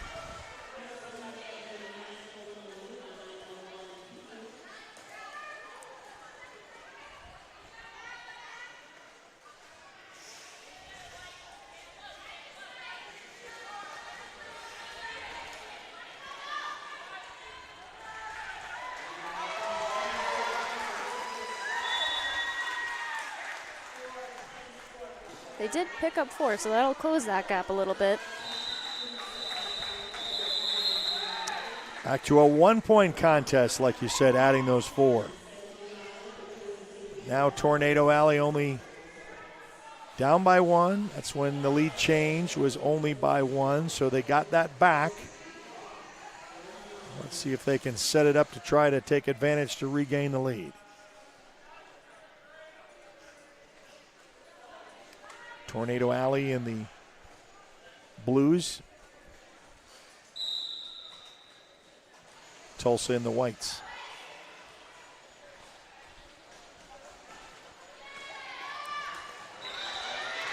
Tornado Alley going to be lead jammer again.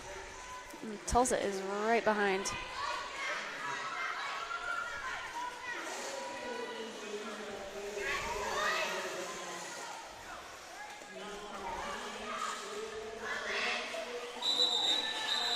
Snuck by and got her points.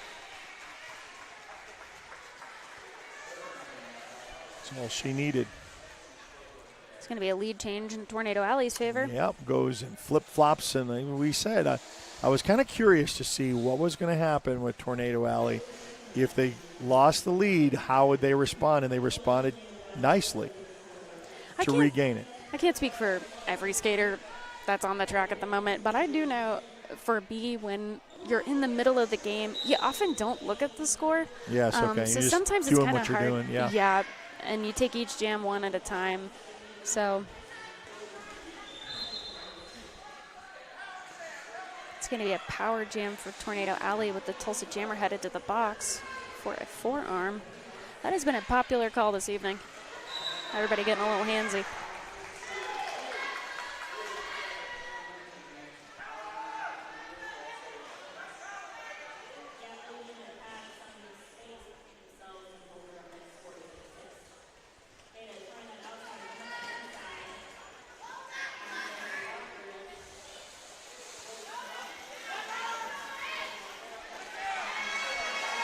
Beta Blocker able to pick up 4 points for Tornado Alley. It's going to help their lead. Like you said, you can get points in a hurry, and you find yourself down, come back, now padding the lead a little bit.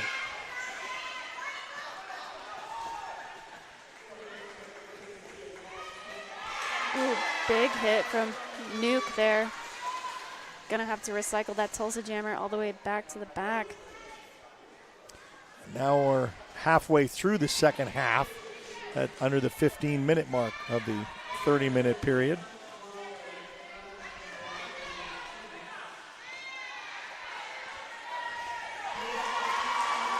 Beta Blocker using some fancy footwork to get through the inside there.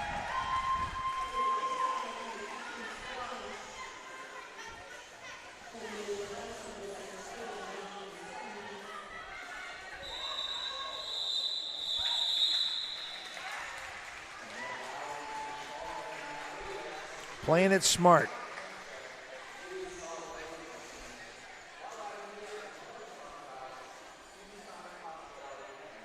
Just like that, up by 17. You were down by 1, and then, just like that, you say the points come out the way they do. Back and forth.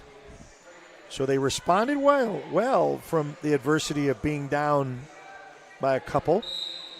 They didn't panic, and like you said, I'm sure that they're not watching it like we are. Right. And so they're just working at it and getting what they can get the points they needed. Tulsa Jammer headed to the penalty box for an illegal contact, but I'm not really sure what happened there. I didn't quite see it.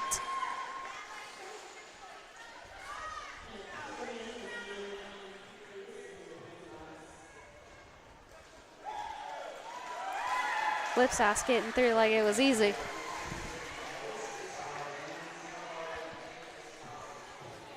She was our guest host announcer in the first match. We knew that she was going to get after it heading down there on the rink. I think if I were her, I would be very, very pleased with my performance tonight.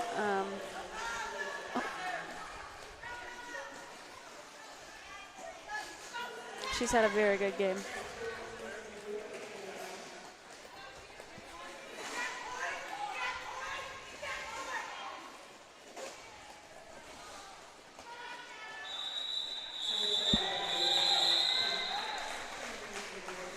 .11 jam for Tornado Yeah, they Alley. really extended. That's what you say when points can come in a hurry like that. And it was kind of like, okay, you had us napping for a little bit. You got us down a couple points, and then all of a sudden we had to come back and really make that score, because since then, Tulsa Roughnecks really haven't scored that much. They were just at 73 when they had the lead. So they only had 3 more points since then, but Tornado Alley has really poured it on. I think Tulsa's gotten to a little bit of a pickle with some penalties. That definitely doesn't help you, because the advantage is really going to come from being lead jammer, because you're kind of in control of what happens on the track. You can end it at any point and not allow the other team to score. So now, are you done for the evening, or are you going to go back out in the third? I will be skating in the third. Okay, all right. So you're going to get ready. You got your breather, and you got your break in, and you're ready to go back out, huh? Yes. Okay. Yeah, I will be skating for the Outlaws. So I know you aren't streaming it, but Is there that, will be is that green. kind of like the third rung down then? I mean, if you're going to say. As far as like competitive levels, yes, because we only Kind play. of you start out Outlaws as kind of like the beginners or a little bit of the intermediates, those kind of things? The home teams are for any of the skaters who have passed their minimum skills and are eligible to take contact. Okay. So anybody's eligible to be drafted onto a home team. So if you aren't quite ready to be on Tornado Alley or the All-Stars, you can still get game time and get that experience. Sure. But all skill levels do skate on the home teams. So we do have all-star skaters that skate for those. It's a good little run for Tornado Alley right here after being down. I think it was like the 19-minute mark, I think, if my memory served me. Since then, in the last 9 minutes, they've rattled off the points to extend that lead. Once again, here at the Arctic Edge Arena in Edmond, Oklahoma. Glad to have you along here on the Oklahoma Sports Network, on Facebook and on YouTube, on the network, by downloading our free app on the Apple and Android device, the Oklahoma Sports Network. Ooh, big hit from Tulsa. That was really wipe out. Tornado Alley Jammer. Well, they tested that spot out where it was wet, so I'm glad they got that dry. I will say this floor is a little slick, so sometimes you hit the floor just right and you just keep on sliding.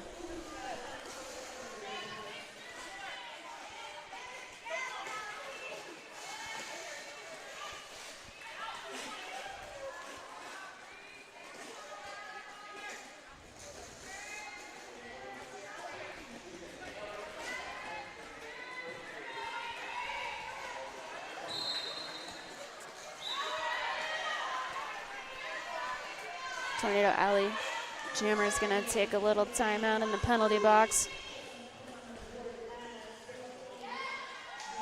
It's going to give Tulsa a power jam. They'll probably try to rack up as many points as they can in these 30 seconds.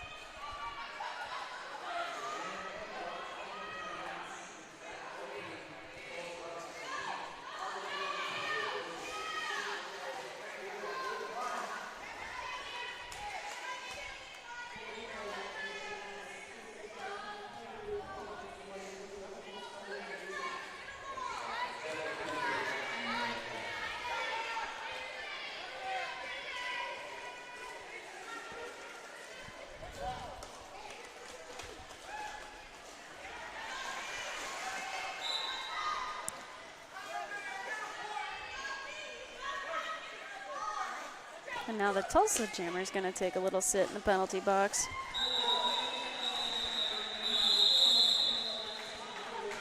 That jam has expired, so that means Tornado Alley is going to get to start this next jam on a power jam.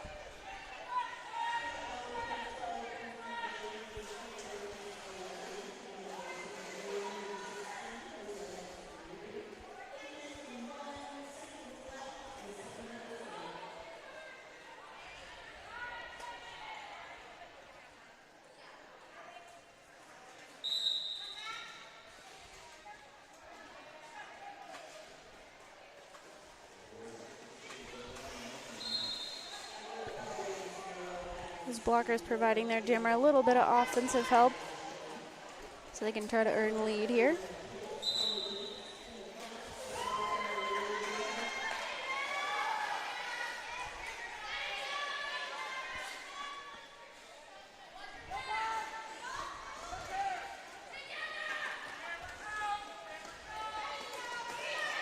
Ooh, that was a hard fall. Hard collisions even from up here. That's right. Trying to smash your way through or skate your way through or try to find a crease on the edge. I've seen it all, different kinds, but trying to go through the wall is probably the hardest. That's why you want to try to jump and skate around and try to find a crease if you can. Yeah, rely on your footwork instead of just muscling your way through. Yes.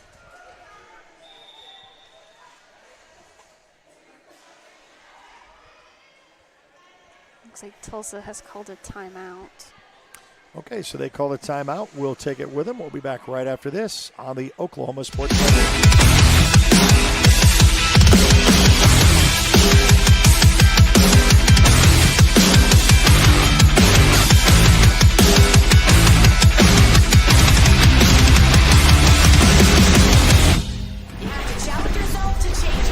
What the is Orange Theory? It's like having a personal trainer in a group setting, but it's better experienced than explained. Try us for 30 days. Love it or your money back.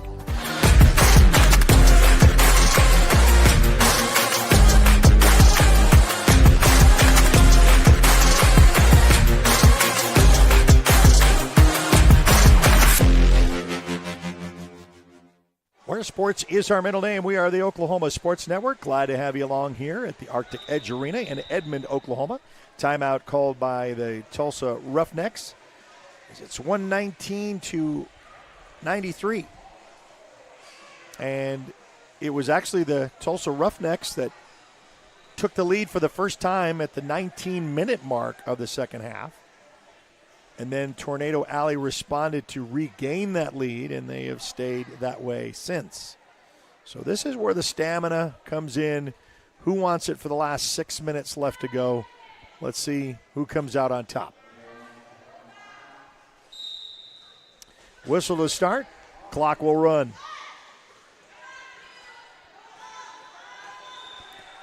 Tulsa able to earn lead.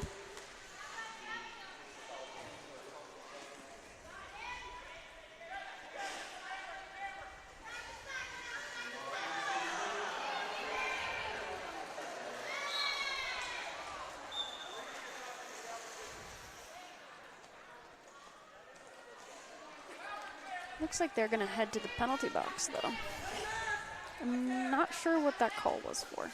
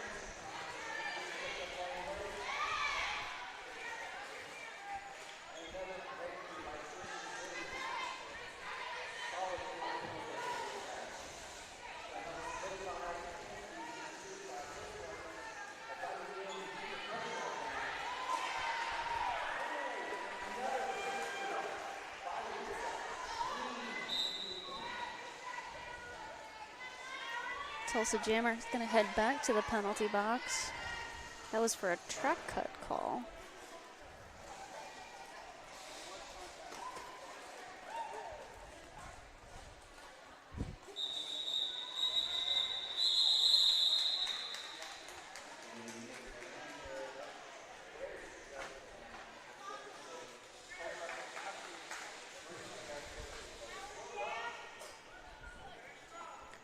Tornado Alley extended their lead a little bit more, up 33 points. Yeah, that's and now Tulsa finally eclipsed the triple digits.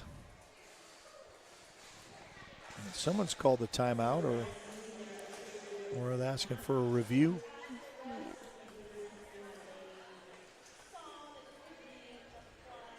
Looks like Tulsa has requested the review.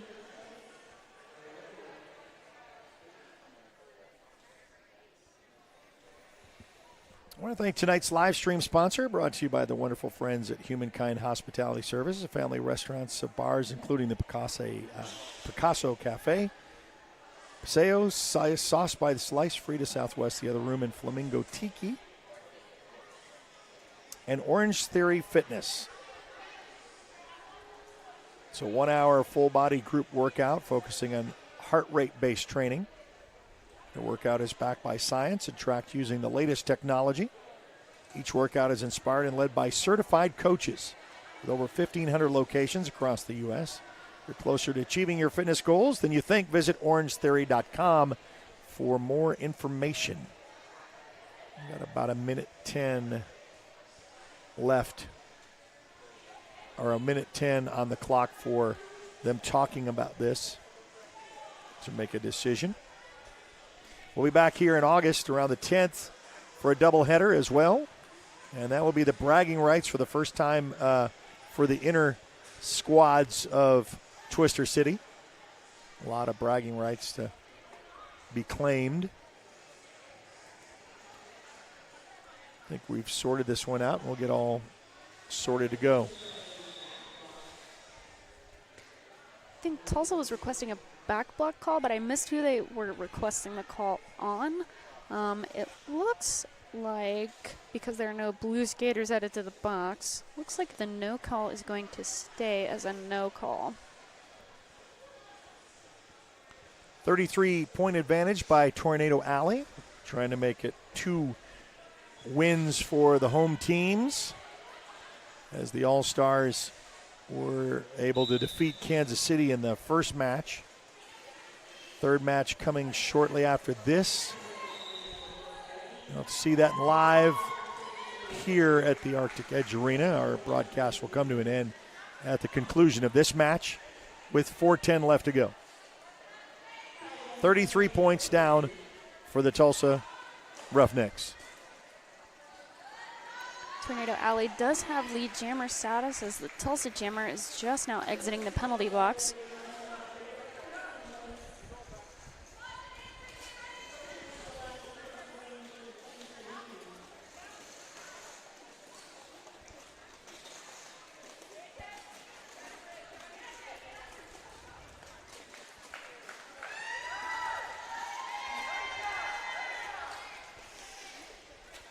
These Tornado Alley blockers are making that Tulsa Jammer work for it, that is for sure.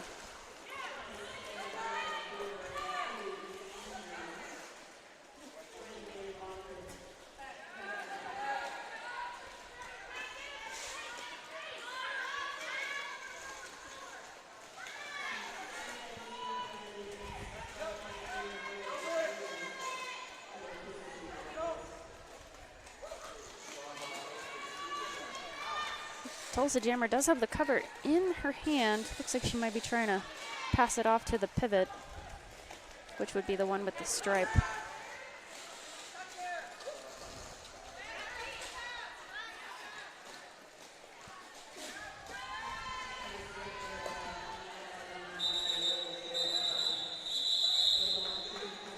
Picked up some more points for Tornado Alley to extend it to 145-100. So a 45-point lead with 2.5 minutes left to go in regulation. Time for maybe one more jam, right? Yes. At least one more.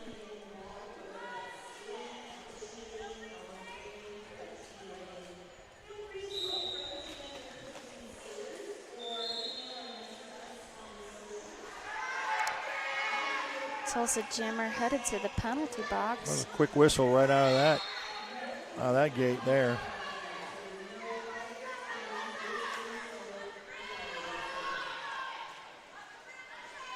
Tornado Alley Jammer fighting at the front of this pack, trying to get through.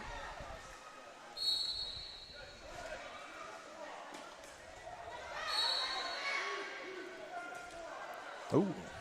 That was a big hit from Violet Mischief. Little shot Tornado there. Alley able to pick up lead, and 2 Tulsa blockers are headed to the penalty box.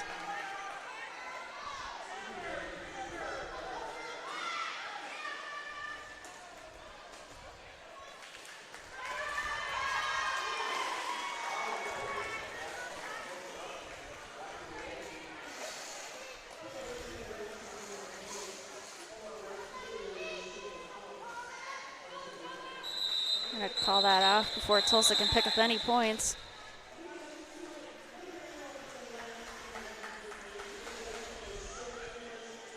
Will they be able to start one, and then that will be a 2-minute mark for the last to get this started here? I'm going to guess that this next jam will be the last one of the It's jam. 40 seconds on the regulation clock. So this will be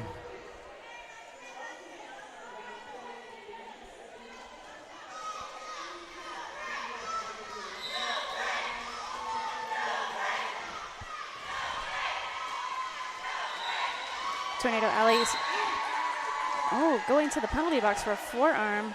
Thought that was a lead whistle call there.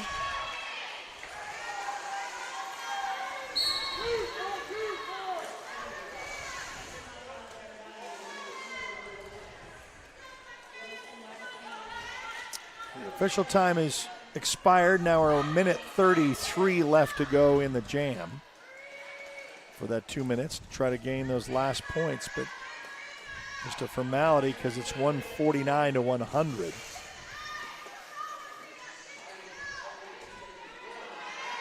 Tornado Alley will skate to a victory in match number 2. First one over Kansas City with the All-Stars. Tornado Alley going to finish it out over the Tulsa Roughnecks. They're going to expire that out, and they're going to check the score and then make it official here. As Tornado Alley, you got to hand it to, I not that I knew it was going to happen, but it was so close at half. I said, now what happens if they lose, their lead? Will they come back or will they panic? And they didn't. And Tornado Alley comes off with a victory. Is it official yet? There it is. Yes, there it that is. the That's the official final score. 149-100. And the Tornado Alley group is successful. So thank you. I'm going to let you get your skates back on and get warmed up, and right? hit the track. Yeah. That's right. Well, I appreciate your time doing that, and I know we'll probably see you again in August. But good luck in your third match. All right. Thank you very much. All right. Want to thank our fine sponsors, the Humankind Hospitality Services. Tonight's live stream has been brought to you by our wonderful friends there at Humankind Hospitality Services. You won't find a better family of restaurants anywhere in the state of Oklahoma, so go visit our friends at Humankind Hospitality, where we are all humankind serving humankind. You can see all the teams' matchups and the Outlaws that are going to be playing next as well. We also want to thank the Orange Theory Fitness. Orange Theory Fitness is a 1-hour full-body group workout focusing heart rate-based training. Workout is backed on science and tracked using the latest technology. Each workout is inspired and led by certified coaches with over 1,500 locations across the U.S. You're closer to achieving your fitness goals than you think. Visit orangetheory.com today for more information. Well, we want to thank you again for spending some time with us on Facebook and on YouTube. Don't forget, we'll be back here in August. Got high school sports starting up right around the corner. We've got a lot, so follow us on all the social media platforms to find out where we will be next. Tornado Alley wins in match number 2, 149-100 over the Tulsa Roughnecks. And you've been watching a presentation of the Oklahoma Sports Network. Have a great and pleasant good evening.